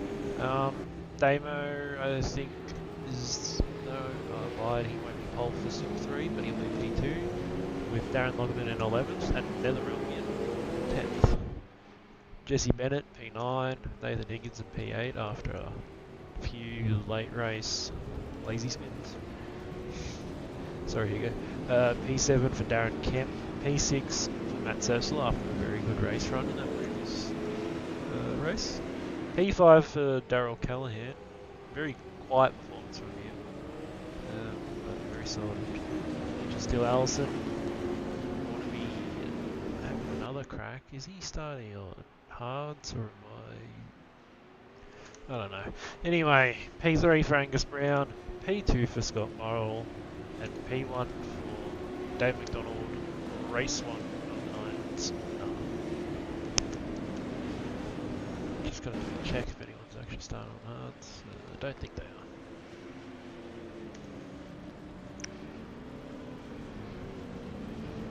Yeah, okay, no, my eyes moved this evening then. Alright. Everyone's on softs? PSO. Maybe Brian Yeah, Walsh coming off the back, but everyone else. Oh, Darren Longden's starting on hards, it looks like. Might be the no stop for him. I think it's Darren Longden and Brian Walsh. The no stopper is not possible. But what if he wants to try? Right, here we go. You gotta have dreams. Yeah, just do it. Jump start for Glenn Miles. Oh, Damon with a McDonald with a great best start. Scott had to cover there because he didn't have the best start. And Mitchell's up in third. Run the outside line there. And Cecil's gone up to fifth. He's had a good start as well. Higginson Glenn sending Darren Kemp a few emails to the rear bumper. Well, That was a great start from McDonald then. Scott had he had a bit of a slow start and he decided, no, I've got to cover to not lose another spot. side by side, Higginson and Kemp coming out of the dust bowl. Kemp on the inside line here. Looks like Higginson's cleared and will go defensive to the final corner. That's a lap of this joint already. Steele Allison very eager again to start this race. Well, they've already, the first three have made a second part from the fourth place already, so they've had a good start, the first three. Higo's starting to attack Callahan now, so Higo wants to get up the front as soon as possible, but Callahan's defending hard at the bowl entrance there. Glenn Miles is coming to the pits, so door action there between Higginson and Callahan. And Higginson's cleared. sorry, I missed that. Higo's As I was brakes checking going the over pits. the hill. I don't think. Oh, brakes- Callahan's gone back in the inside. Oh, well done, Higo, to leave enough room, and I think Callahan had to back out a little bit more than he wanted to, but no cars around, which is what you want. Bennett sending a move here on Kemp to one. Not enough. Oh, Higginson to Millen. Front three still pretty compact here. Yeah, Damon seems to. Yeah, I think he's a lot. He gained a bit in that first sector there because Scott was right behind him after T1, and just going through that uphill left-hander section to the right-hander, he gained quite. I think that's where he's getting his speed at the moment. But he's not getting away though. But he might have. I'll watch again this lap because Scott was really close, like right at the back of him, and then by the time they got to the bowl, there was about 2 car lengths. So let's have a look here. So Scott's right there, just behind him, so he's only 3/10 off. Let's see how Damon attacks this, but I suppose he might be getting preoccupied with Mitchell Steele Allison. Yeah, and he's nearly gaining like a 1/10 and a half to 2/10 in that section there, McDonald. So I think he's a bit faster going up the hill to the left-hander.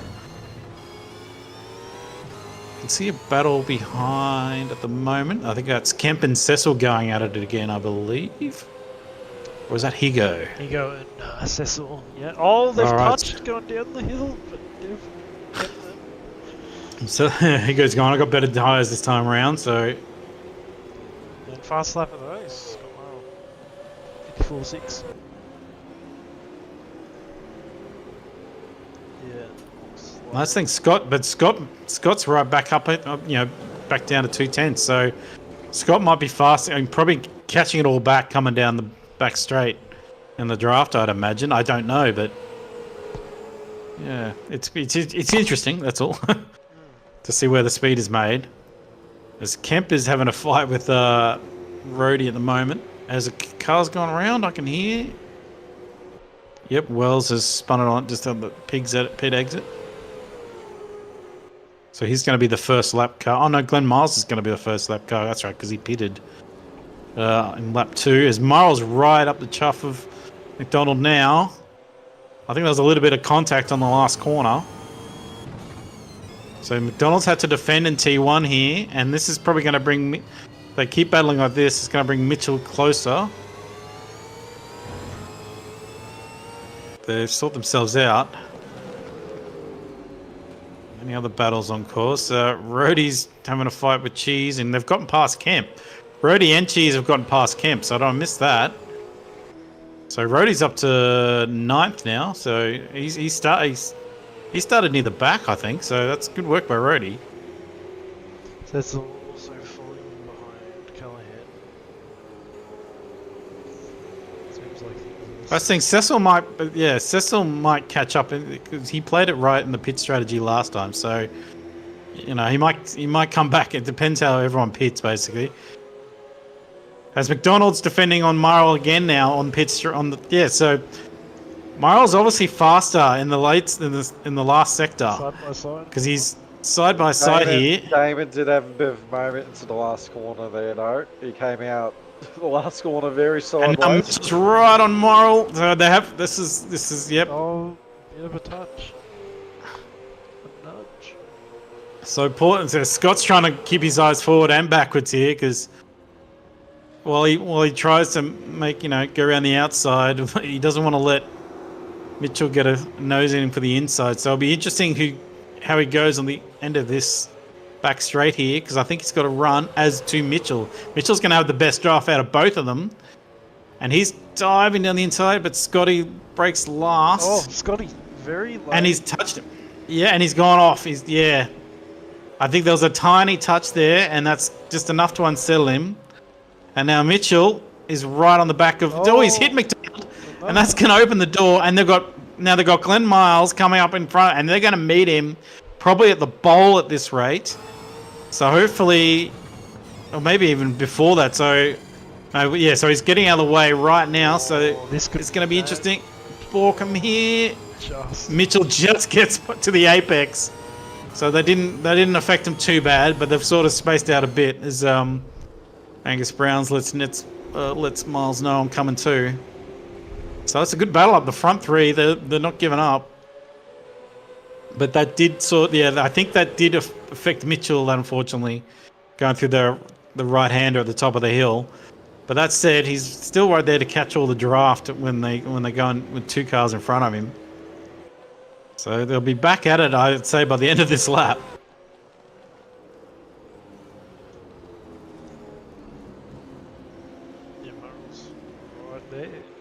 Waiting for any slip up from Damon. But Damon's been quite solid here. Still Allison. And Brown is slowly closing the gap. Like it's still, I think it's about 2-second difference, but I think it was about 3.5 seconds before. So I think with that infighting and traffic there, that did affect their times. Scott's got a better run at the bowl. I think maybe not. I don't know if he's going to be close enough for a move yet. No. And they're going to have lap traffic again with Wells just up the road. But yeah, it's definitely that last sector because Scott's when they get to T1, Scott's right behind him. That said, Mitchell's closed up on Scott now as well. And we're 10 laps in, so the tyres are going to start feeling it. Let's see if I can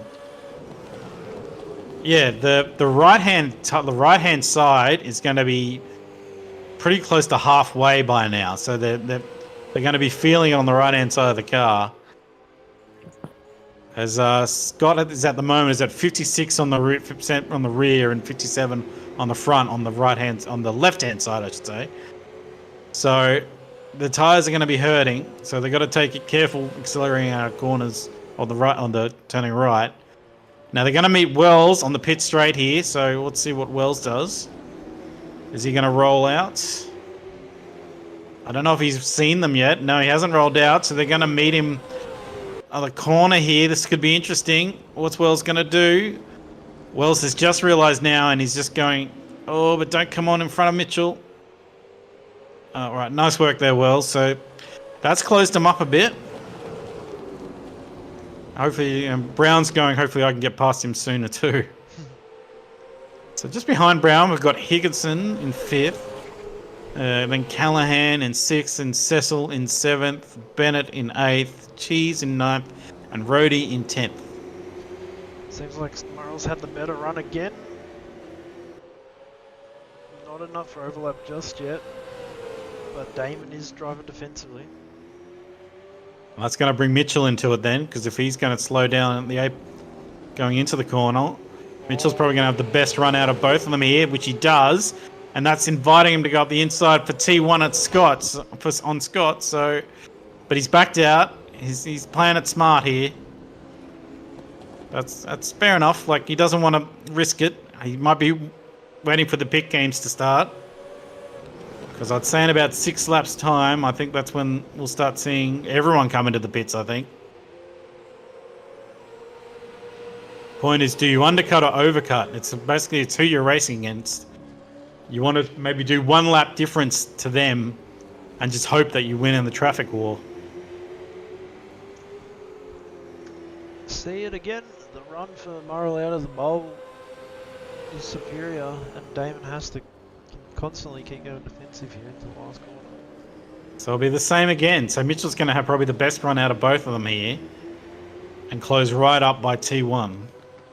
Damon runs a little tight and it keeps balking Scott, so if Scott's going to do it, he either has to already be there by the turn in or go right around the outside. I don't think any other way around it for him. Still Allison. Almost touching Murrell there. Bit of smoke ahead of the leaders. So I think in the first, basically the first half of the track, Damon seems the strongest, and as soon as we come out of the bowl, that's where Scott seems to be getting where his speed is. They come across the lap traffic now, and they've all cleared. It looks like Glenn Miles there. Defensive again. So now. So Mitchell's a bit closer now, so you might try again, but as Damon defensive, it's basically the rinse and repeat for the last 3 laps. They've done the same. It's pretty much been the exact same strategy. As we're a car entering the pit lane, so that's Glenn Miles again. That's the second time he's pitting, so obviously his strategy isn't working. Ranging up this fight at the front too with all this squabbling. Now, with all that battling, they've still held a 2-second gap. Well, now it's a 3-second gap over Brown. But Brown could be tyre saving because, if he's keeping the same delta as Scott's trying to go around the outside of the bowl exit there. So here we go again, coming down. So Mitchell's going to have the best because Damon defends. Oh, Scott attacks and Mitchell's gone too inside then.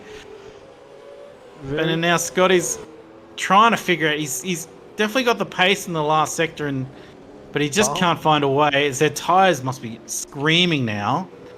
They're down to 30. Yeah, so Scott's tyres on the left-hand side are 38% on the front and 34 on the rear. So they're gonna start squealing when they're coming out of the bowl and coming out of T1. But I think pits in the next 3 laps, pit's going to be becoming a factor as they're starting to meet some lap traffic now as well. Looks like Damo's up ahead of them there in the Nissan. With, I think it's Walsh in front of him. Yes. As Damo goes off, he doesn't want to do any part of that. But don't come back. Oh, I was thinking don't come back too steeply on an angle there. So they've got past one traffic, but they've got Walshy to meet next. I think Walshy's he should be fine. He'll be aware of the lap traffic. It looks like Angus Brown lost out a bit of that with all the traffic, as it's 3 seconds. So lap 16, so in 3 more laps is the midway point. It'll be interesting to see who pits halfway and who pits first. Because I imagine if you're Scott, if you see, let's think, do you go in early and try to undercut? Because that's the thing, he's basically stuck behind him.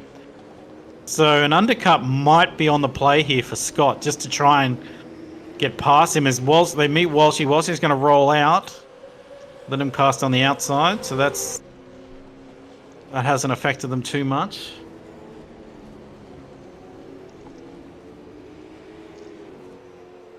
It looks like Higo's closing up to Callahan as well.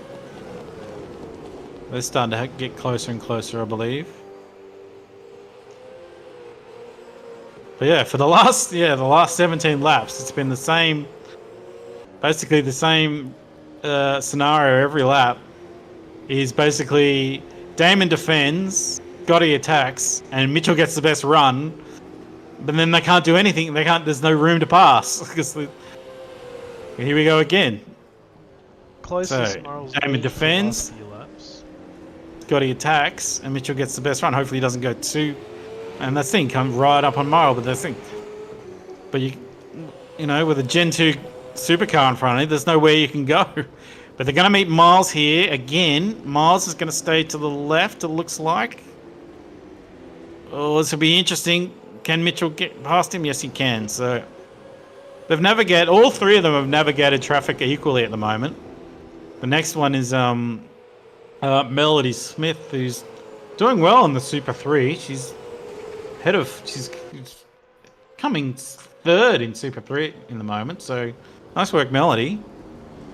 I'd say she's going to roll off in the straight here. Wait till you get to the straight before you roll off, Melody. That's the way. Perfect. Angus Wells and Nether are just entered the pits now. Look kind of late from Nether, like a bit of a reaction sort of pit stop. But yeah, those 2 are in now. All right, so that's just under the halfway, and Melody's doing the same. So Super 3, yeah, pitting early here. Well, I thought it was a double stack, but their pit bays are right beside each other. Or, you know. Is Nether on the jacks or is? No, he's on the jacks. Oh, he's on the jacks. Okay. But Melody's all 3 of them. The Super 3 are having a pit party at the moment.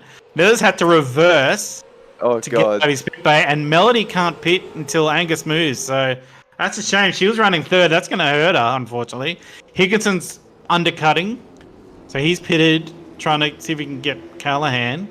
So where are the leaders at the moment? They're coming out the straight, and Miles got a better run, but he's still behind him, and Mitchell's lost out a bit. So is Mitchell going to pit early here? So here we go. Who's going to pit first? Yeah, with how close they are through this final corner, I could see some issues coming into pits. All 3 are pitting on the exact middle of the race. So there we go. And Mitchell made some time then because he clouded the back of Morrill. All right, so let's see. Now that's the thing. If he's clouded Morrill, they would have had damage then. So if they don't turn off their damage, they're going to be in the pits longer. So they have to, if they're not on that, this might affect their. So it'll be interesting. So McDonald's pitted first. He's up on the jacks.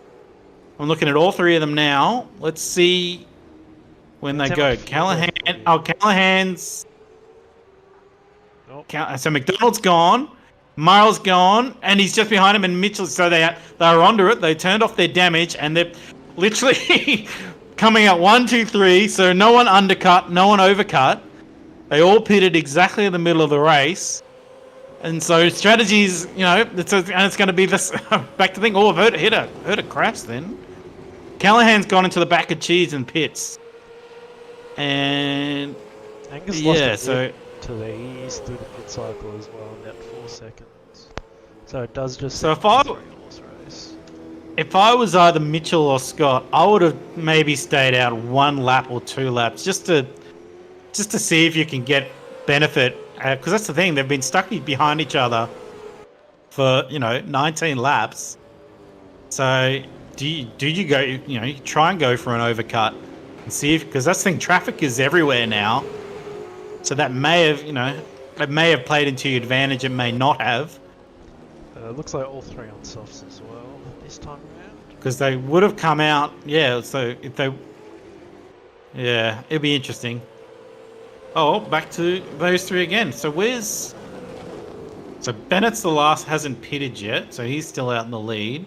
Lachlan has yet to pit as well. I believe Longman's on hards, better than softs at the moment. Oh, is he? Yeah. So if he's on hards, he might be trying to make it to the end then. So... But that's the thing, so he's in the same position as the leaders at the moment, so if he is trying to hard no stop, it's probably not he's probably not where he wants to be. As they're reining up on these 2 now, because Nether has pitted, so he's gonna go a lap down here, but Lachlan is actually in the lead at the moment. And if he's on hards, he has the right to fight for position here. As Nether makes way for Mitchell. Oh, let him go here. Yep. So it'll be interesting to see if Lachlan, plays a factor into this. Because, he might be on team orders. Oh, but if he's on hards, that's going to impact Murrell and maybe Mitchell. As he doors him coming down the pole entrance. He stays wide. Mitchell's going to try and get on the inside of the exit here, which he has. And that's, so I guess the hard tire's not doing the job if he's trying to make it last. Because even Nether's trying to unlap himself from him. But it's still these 3. Where's Brown? Brown's lost in the pits. He's 7 seconds behind Murrell at the moment. So I think, he might have... I think he had a slow... I think he's putting too much fuel in, or... He's doing, or maybe he's not calling his pit. He might be just entering the pits without calling your pit crew. In this game, you have to let the pit crew know you're coming in, or you'll lose about 3 to 4 seconds because they won't have the tires out. Even though you don't see them, they won't have the tires ready. So you have to let them know about 30 seconds before you're coming in the pits, before you actually pit to get the best out of your pits. As Murrell's again right up on McDonald here. He's trying a different line. He's going to try and cut under here. No, he's going to stick to the outside. And he's always nearly going around. And Mitchell's probably going to get him on the outside here. And he hasn't got a car length, though. So he's going to have the inside line. And but Mitchell's... Oh, he tried to go for an over and under in corner 1 then, but just no room. So these 3 will continue to battle in the positions that they've had for the last 24 laps. Let's just have a quick gaze through the rest of the field. If there's anything interesting. Not too much. Everyone's still running as well, which is good. Yep, back to the leaders. Oh, they're going to meet Glenn Miles again for the 3rd time here. And they're going to probably now is going to roll out on pit straight, and if so, where? No, he's going on the inside. Nice work there, Glenn. So they've all navigated traffic equally, basically. They've all pitted equally. As Walshy's all gone off in front of them, though, so they're going to meet Walshy probably at the bowl entrance at this rate. So let's see how that goes. So basically, this is the factor now: is traffic. Because once they get past Walshy, they've got a bit of time before the next... You almost took the leader out! What? I missed that. I was just looking up ahead. Oh. There was a bit of contact, I believe, between Damon and Welsh there, but seems like everyone's lived enough. I just missed that. Replay on that? Yeah, we'll try and gather whatever. Man, they caught Walshy fast then. Not that they're going to catch him as a bowl. Well, I'll keep you updated while you watch the replay because Mitchell's trying to make a move, but he's trying to go Jamie- wide. Oh, Lit it it's up hit the on back of cross. McDonald. McDonald has gone off at the last corner, and Scott's readdressing, and Mitchell's taken the lead, and he's going to get good 3-second lead because of the redress here. So McDonald gets his position back, Secondary. and he's got 3 seconds ahead of McDonald here. So, yeah, bad time to go to replay, unfortunately. But yeah, so Marl broke a bit too late, right behind McDonald, and just hit him in the back and pushed him wide in the last corner onto the sand. And then he went out of it he sort of lifted just in front of Mitchell. And with that's given Mitchell Still Allison a 3-second lead. They've all got the same tyre life. So he's got an advantage here, Mitchell. So it'll be interesting to see how Damon and Scott here, do they stop battling and try and catch him? Or does Scott really just want to try and get past this pink monster Mustang? He's been stuck behind for the 26 laps. He's been in the exact same position, exact same distance behind McDonald for 26 laps straight, even coming into the pits. It is a great day to be to be Mitchell Steele Allison. That was the thing he was probably looking for. I did part the C. Angus Brown couldn't capitalise, but he did make up 5 seconds. So if they continue to battle, if Scott continues to battle with Damon, Angus Brown might be able to catch him. And Higginson's about 6 seconds behind him, so let's see if that closes up. But yeah, Mitchell's got a 3.6 second lead at the moment. So it's definitely his race to lose now. He's basically, as we said, the factor is traffic because he's coming up on Walsh, Kemp, and Damo in probably the next, end of this lap. So that's going to be the factor for Mitchell now, is just navigating through traffic. So I guarantee we're going to see a lot of light flashing from him as he tries to carve his way through and keep his 3.5 second lead. Battles. Where are they? Excuse me. Got any? Looks like a lot of battles at different laps. It looks like. I think the next closest battle would be Bennett and Callahan. Like Miles pitting for like the 5th time today. So Bennett's in 6th, so he's doing quite well, Bennett, because I think he's made up some spots. Up 3. I'd imagine he's pitted, yeah. So he's just in front of Callahan. And someone's coming out of the pit. Glenn Miles is pitted again as McDonald and Murrell make their way through past Walshy. Brown hasn't... Yeah, still 2 seconds behind. But yeah, so we've got the front... the second and third at the moment is the battle, and the next closest battle is, yes, Bennett and Callahan in 6th and 7th.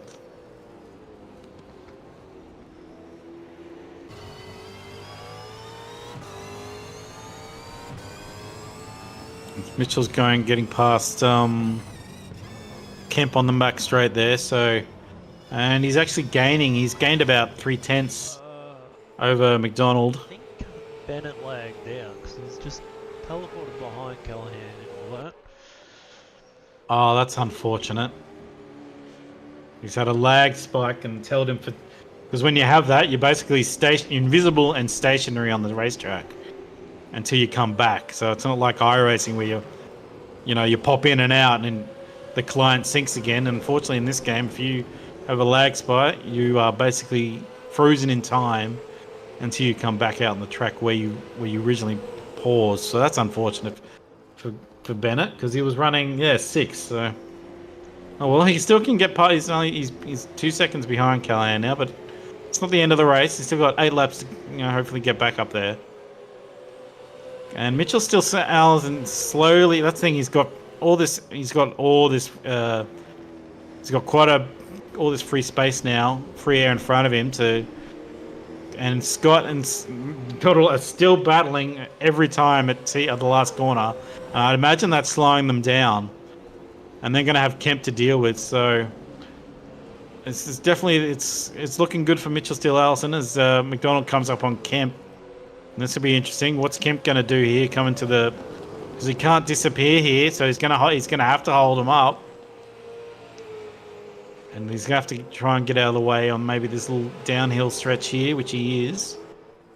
So that would have slowed them down even more. And now this is Murrell's probably best chance because Damon did get balked a little then. So he needs to try and get up on the inside, but no, Damon's had a good exit. So poor Scott has just he's every time he's definitely got a little bit of pace at the end of the lap on McDonald, but he can't get that car position to get his nose inside. He tried. And unfortunately pushed him off, and that's where they've lost with the Regis. They've lost all those 3 seconds to Mitchell. It was 6 laps now. What's his tyre life looking now? It's down to 44% and 48% on the left-hand side. So his tyres aren't the best, and they'll be hurting by the end of the race. So I think there should have been. I would have gone for an overcut if you see them pitting in the middle of the race. Just go for the overcut and see if you can get him in the pit. Get him in traffic or something. But you were just stuck directly behind him for the entire race. You might still get him though. He's got 5 laps to do it in. Cecil so as it's oh sorry, you go. Yeah, Cecil making a move. Bennett for 6th. Not making it sick. Having another run at it, getting the back straight here. World Championship for 6th here. Go around last corner. Yeah, it looks like Bennett's going to hold this one out for a bit longer, but Cecil's not giving up. Bennett running defensive line down into 1. Sweeping back out to the racing line. I don't know when Cecil pitted, but as like last race, he was looking fast at the end of the race, so he might have stayed out a bit longer in the first stint. Because he's caught right up to Bennett as well.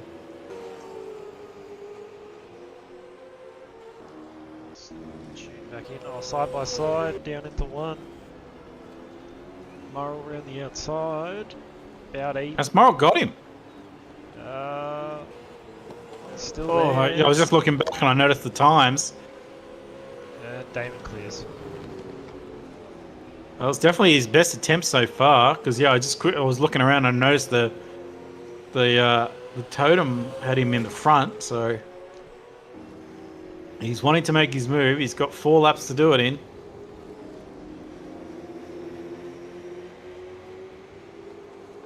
Damon should get on. Vessel's right, still on.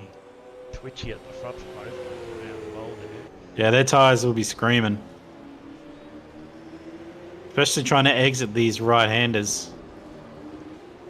I think this one's pretty. You'll see the little squirrel, and he's got his nose up. If he's gonna have to brake a bit later here, and he's gonna have to give him the room. And I think Scott's finally done it. He has it's taken him 35 laps to get that pass done. But I think Mitchell's been saving his tyres because he's held the 4 second while they've been battling. So he's still got the 4 second advantage over them while they've been battling. So that's good work from Mitchell. I reckon he's been managing his tyres just in case there's a late attack by both of them. Now that's the thing. Can Damon do the same thing? He's now behind him, and he's going for it. He's going to have a late break with traffic in front of him, and he's done it. But Murrell's got the over and under. Smith's going to have to be a factor here. What's she going to do? She's going to stay wide. No, she's not. Oh, she's right there. She had no, she couldn't disappear there. She's driven off the road to give him room at the end there. But I think that did balk Scott, unfortunately. But that's not really her fault.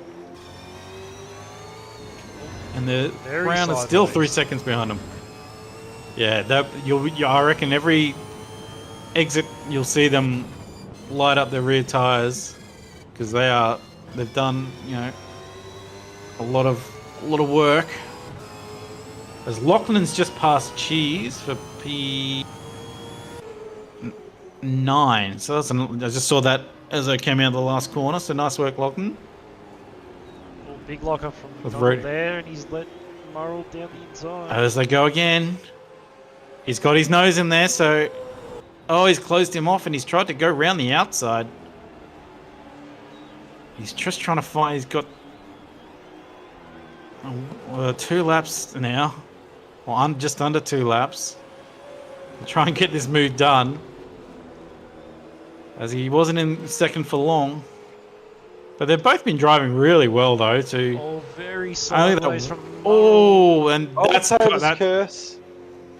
And as I say that, I reckon his tyres have said no more, please. Coming out of that. Who's that? Oh, that's Melody off. I thought that was Higginson for a second in 5th then, but no, she's just coming on back now. So with that little slip up coming up over the hill, that's given McDonald a breather on the last lap. So I think if nothing goes disastrously wrong, I think this is all Mitchell's still Allison's race. Into one.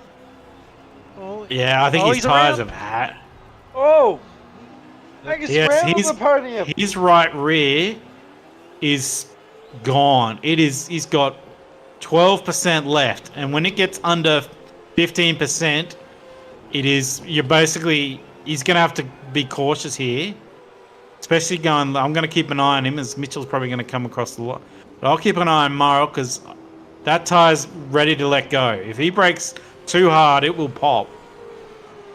So he's driven the rims off it to try and get past McDonald.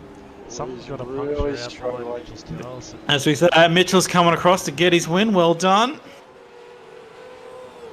And Dan McDonald's going to get his held off for second. And Brown is going to hold on for third as Murrell just gets across the line. That tyre was... Yeah, he had nothing left on that left rear. So that was a good race. Rounding off the top 5. And we've still got a battle with Bennett. Where's Bennett? For 7th. Oh yeah, Cecil and Bennett still going on. Yep, Cecil and Bennett. Oh, So, a bit of a touch. Or was that just a lock-up? But it looks like... And Bennett holds off Cecil. That was nice work from Bennett there. It was unfortunately lag affected him. And that's Rody and Cheese. And Cheese is just going to get Rody as well at the end of the race. That's the top 10. I think. Allison's gone back to pit lane, it looks like. Now the burnouts. I do like this drone cam. So basically I just set the camera on the front straight and just went straight up. And you can see the entire track. Bar a tree blocking the entrance of the exit of the bowl. But no, it's quite a cool camera.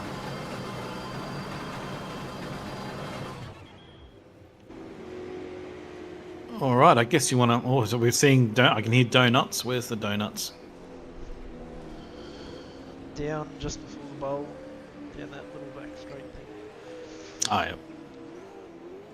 Well, we had no safety cars. I think it is quite hard to get safety cars here because you basically need 2 cars stopped, and there's plenty of runoff at Wanneroo, Barbagallo, Carco, whatever it's fucking called, track. So yeah, so it was definitely very hard to get a safety car here. So it was all down to coming down to pit stop straight. But like we said, splitting it down the middle is probably the best way, and all 3 of them did that at exactly the same time and came out exactly the same way. So it was pits wasn't. It was basically down to racecraft and getting through traffic. As Mitchell's finishing off his burnout, trying to get into the pit lane. I don't think there'll be anything much left of those rears. I don't know if he'll be able to even get it to the pits. Yeah, I was about to say, the rears be quite tricky to get any traction down the road now. But he will do it. As soon as they pop, as soon as you pop them, you just go round pretty much. All right, so I guess I'll leave you guys to the interviews, I guess, because I wouldn't know what to ask them. Oh, I'll just ask about tyre life like I I don't always know what to freaking do. ask him either, but yeah, just let him yap. Who do we Oh, start? I don't know, probably race one winner, I Well, guess. this is where the intern would have been useful because he does interview podcasts. Oh, yeah, he does do a oh, is he podcast. gone now? We lost Ayrton, have we? I think we have. Yeah, we've lost Okay. the intern. All right, I'll try and figure out. I'll try and make it up as we go. So bring him up. Bring him up. That's if anyone wants to be interviewed, first of all. Let me just... I'm just doing stuff real quick. Yeah. Right, just... You got the podium picks, don't you? Yeah, I do. I'm just closing the game. Oh, but Brazilian programming looks like it's crashed on me. Can I close the game? Don't need it anymore. Be gone.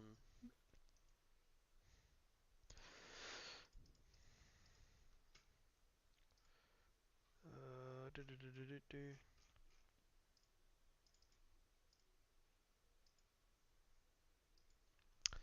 Well, yeah, no, definitely. Good night. We'll be getting up the post-race graphics. Do we actually have a list of who's actually wanting to yap yet? Oh, probably just those front three, I guess. Who were the ones who had our eyes on the most of the race? Yeah, I'll just put a message. Whoever wants to yap, feel free to yap. Oh wait, no, Brandon's already organised that.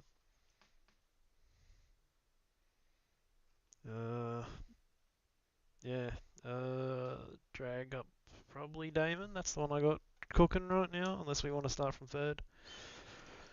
Hey, it's your stream. Okay.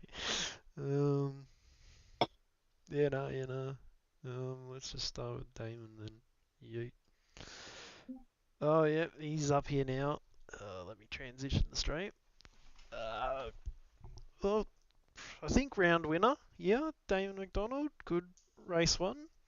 Cheers, fellas. Little hiccup in race two with Scott Murrell, but yeah, good night It overall. happens. No, it was cool. Didn't really expect to get the win, but considering how fast the other boys were, but yeah, happy to come out.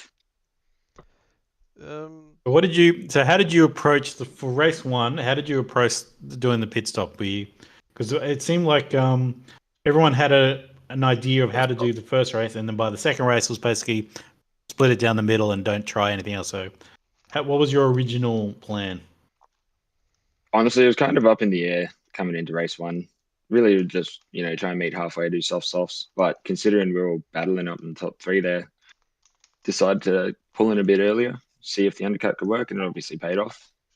But the tires were pretty bad at the end there. Then coming into race two, it's just wanted to cut it down the middle, so I didn't have to stress too much about the tires. But little, had some pretty cool battles there. We just got to end, Mitch. So it was yeah. Oh, very good. Yeah. And for race two, what was your reaction to getting hit in the back? Were you pissed off? Were you like, oh, I don't know about this, or because he did readdress? Yeah, no, I appreciate the readdress. No, I don't. When depends who I'm racing against if I get pissed off or not. Being Scotty, I didn't get too upset. I was just more worried about where it might come off, come back on. But yeah, still in second place. So I was pretty happy with that. Oh, I've just remembered the minor heart attack of Brian Walsh coming across your nose there. Yeah, no, I thought I was done for. So I decided to just go where the car was coming from and hope for the best. And somehow we all made it through. Glad Scotty could see ahead of me as well. So he didn't end up going left into him, which is nice. So that was good. Yeah, no, that second race, yeah. It was like a 3-long train for about like 25 laps. It was quite good to watch. I don't think you go. You go, but I don't think. I think you guys stayed like that. Basically, you would defend, Scotty would attack, and Mitchell would get the best run. And I think you guys repeated that process for like 20 or 30 laps, 35 laps, or like 28 laps straight, pretty much. Yeah, well, my goal was just to park the bus. Once I figured out where Scotty was a bit quicker, I'd just park it right on his nose. And yeah, considering how small the track is, it's kind of hard to overtake unless you got the inside. So just parking it on the inside, pay dividends. What were you thinking when they both followed you into the pits there as well? Was that? Was kind of hoping they would leave it for another lap so I could try and get it, good out lap, try and get a bit of an advantage. But and then when I came out, seeing him right on my ass, thinking, yeah, it's just going to be a race till the end. Yeah, no, very good. I haven't done the math on it, but I think he may be back in the championship lead. Yeah, good work. No, cheers. Yeah, no worries. Yeah, On congratulations. to the next. No, appreciate it, fellas. Have a good one. On ya. Right. Probably talk to race 2 winner then.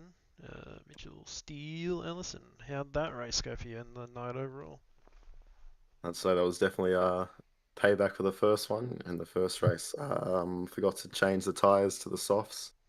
I only realised when I came out the pits and saw everyone flying past me. So I think I did Yeah. get So a- what happened? So did you start on hards or you went soft hards? Is that what happened? I went soft hards and I came into the race not expecting anything, and I went off last year when the hards were the best tyre to run on. So before the race I set it to hards, and then before the pit stop I thought I changed the tyres to soft, obviously didn't, and that cost me the win. So We were wondering that. We're wondering why you went hard. So okay, that makes more sense.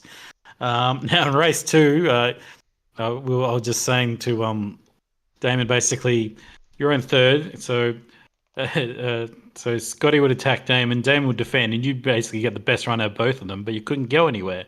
So what was it like seeing the seas part on when they both sort of when Scotty went up the back of Damon and you got him basically a 3-second lead? be the best moment of the night. Yeah, I could see it coming from a mile away. So as soon as I started braking, I saw Scott way too late on the brakes. So it was just all about making sure I don't get cleaned up as well. But I did end up making a bit of contact with Scott, but luckily there was no damage. So I'm pretty lucky to get away with the win with that one. I don't think I would have gotten past Scott or Damon that whole race. Now imagine with how race 1 went, you went right. I'm definitely pitting halfway with softs.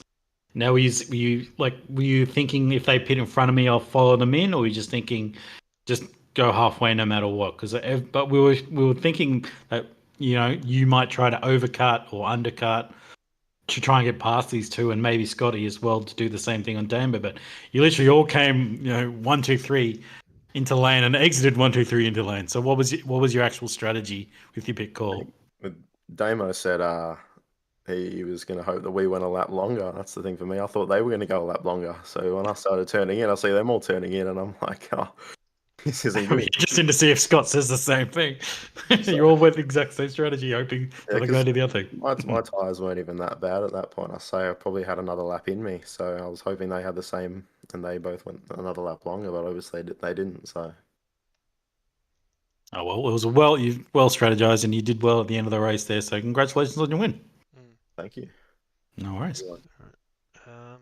Probably pole sitter now and race 1 P2, I want to say.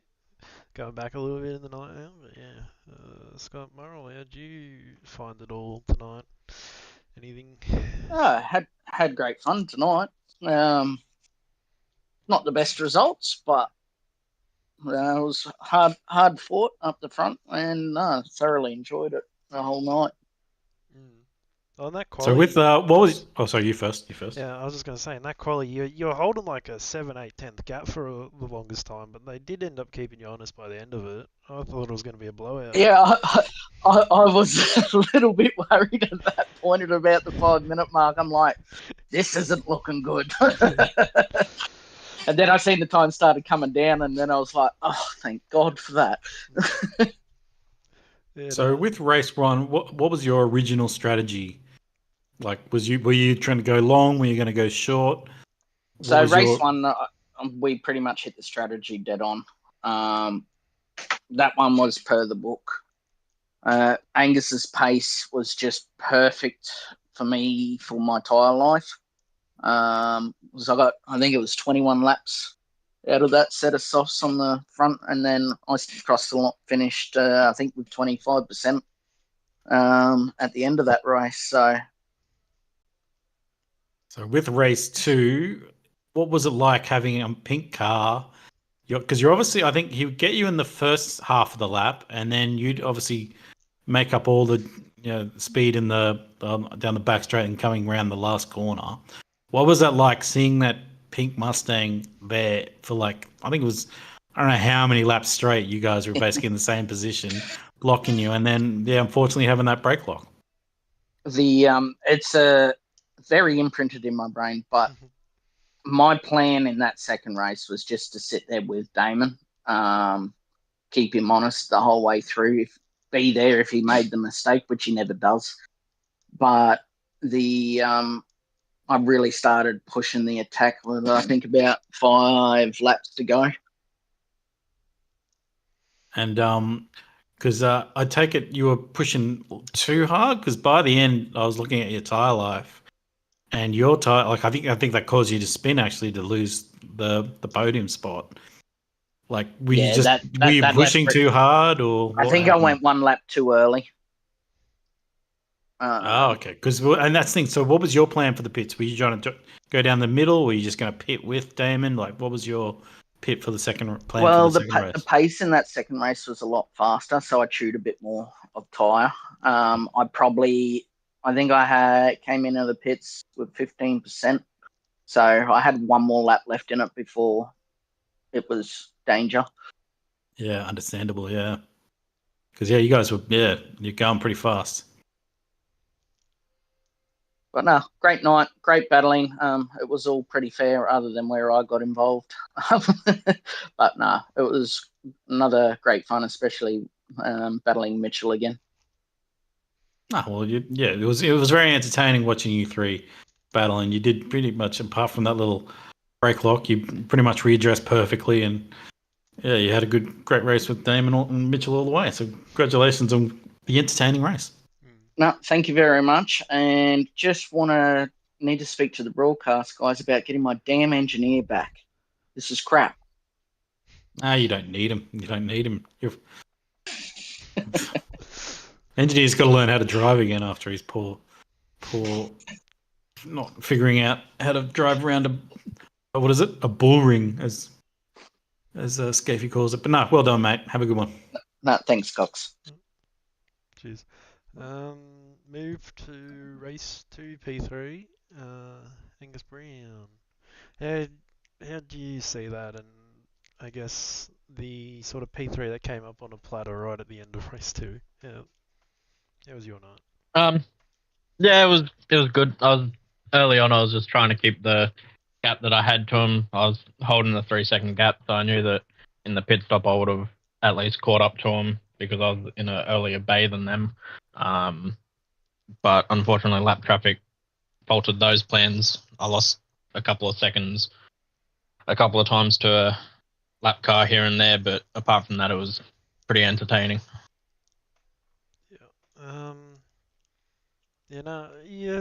You were all, at least race 1, you were right in there, and then race 2, you were there or thereabouts. Pretty just solid and quiet night at the same time. Yeah. Good points tonight. Yeah, I was just trying to keep it consistent. Like, as Scotty said, we were kind of just running our own race. Like, tonight for me was just running to a lap time. I don't think running to try and catch them in that second race would have really bothered me because they were so far up ahead. Like, it wasn't too big of a deal. Just unfortunate what happened to Scotty on the last lap. No, I think I think because you managed his tire better for Scotty than Scotty's then, basically, because he drove it too much, and I think at the end of the race he had like 8% left. So yeah, well done. Oh, congratulations on your 3rd for race 2. Thank you. Okay, so I guess we got Rodney left. Rodney Jane. You actually got 2 of us because it turns out we've tied in Super 3 for the round win. Well, who got the higher position? We can only have one of us here, not enough room. Neither of us did. We both got a 10th and a 13th. Oh, well, who got the... Pre-qualified higher. In that case, I'll fuck off then. All right, bye. All right, Scott, you want to take this interview? Yeah, you can take it. Hey, Roddy, so how was your night, buddy? That's good, Scott. Look, I jumped into practice and the thing, the It was stable, but it felt like it was going to be like a second off. So I did some radical stuff. Changed, I think mainly it was just changed steering and wing angle, and it went from being a very predictable but slow car to being something that felt like it was a schizophrenic. But it was about half a second quicker. So basically, I was doing quali laps the entire race. Although I learnt in race 1 that I can't drive the thing at 10 tenths when it's trying to kill me, because occasionally it will actually kill me.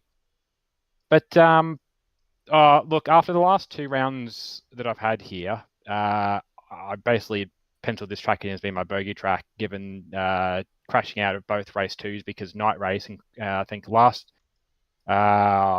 of the rounds here I broke my shifter, or was my shifter died. The other one, and I don't know, I've set a pretty shit time here in general, but look, 10th and 13th equal first with Nether. It doesn't wear towards him in the points, unfortunately. But I'll take that, considering my history here. And I sent this over to Specky, and he's got no idea what the fuck I've done with it. He's convinced that I've broken the car, so that's a good sign. Oh, broken car. You did all right for the night. But anyway, for the people that are Team Nether, let's go Nether. Yeah. How was your night, buddy? Honestly, I think tonight was a very lucky night. I think we were lucky that Rody was a little bit quicker in race 1, but just the mistakes that he made when he said before the car was trying to kill him on a couple of occasions. That put him out of business, and we picked up the points there. And it wasn't such a lucky race 2. We tried to do something a little bit different. It was working out okay in the opening couple of laps, and then we got tagged from behind and lost a lot of time. And the minute you start to lose a handful of seconds at a place like this, it takes you forever to get it back. You need absolutely everything to go right from that point onwards, and it didn't go right. We couldn't catch up. We got stuck in the pits, and then on top, I was stuck more so on the pit lane entry because Angus was actually well on the limiter, like a mile before the pit entry line. So that cost us time, and then we got boxed in pit lane. So it was all over at that point. Unlucky. Anyway, back to you, Coxie. And back to you, Brad. Yeah, no, oh, we did notice, it was quite busy when you went in, in the pits there. We had Coxie on the drone cam, seeing it all there. I guess, why the white taxi this round as well? I just noticed it. It was the white taxi last round. So we did the first 3 rounds in the yellow one, and we were going to do the next 3 rounds in the white one, and then just see, I guess, which one had the better luck, if there was any luck at all. And so tell us, what do you do to people that don't pay your fare? Well, it's written on the side pillar or the C pillar of the car that you may get sexually assaulted in lieu of payment. Yeah, if the taxi doesn't work out, you move into Uber or like pizza delivery maybe. Nah, fuck Uber. It's a terrible service. And I have delivered pizzas before, but I haven't done that for many years. And no, not from the stupid red and white and blue branded. They're a marketing company, not a food company. All right. Well, congratulations on your tied Super 3 round with Rody.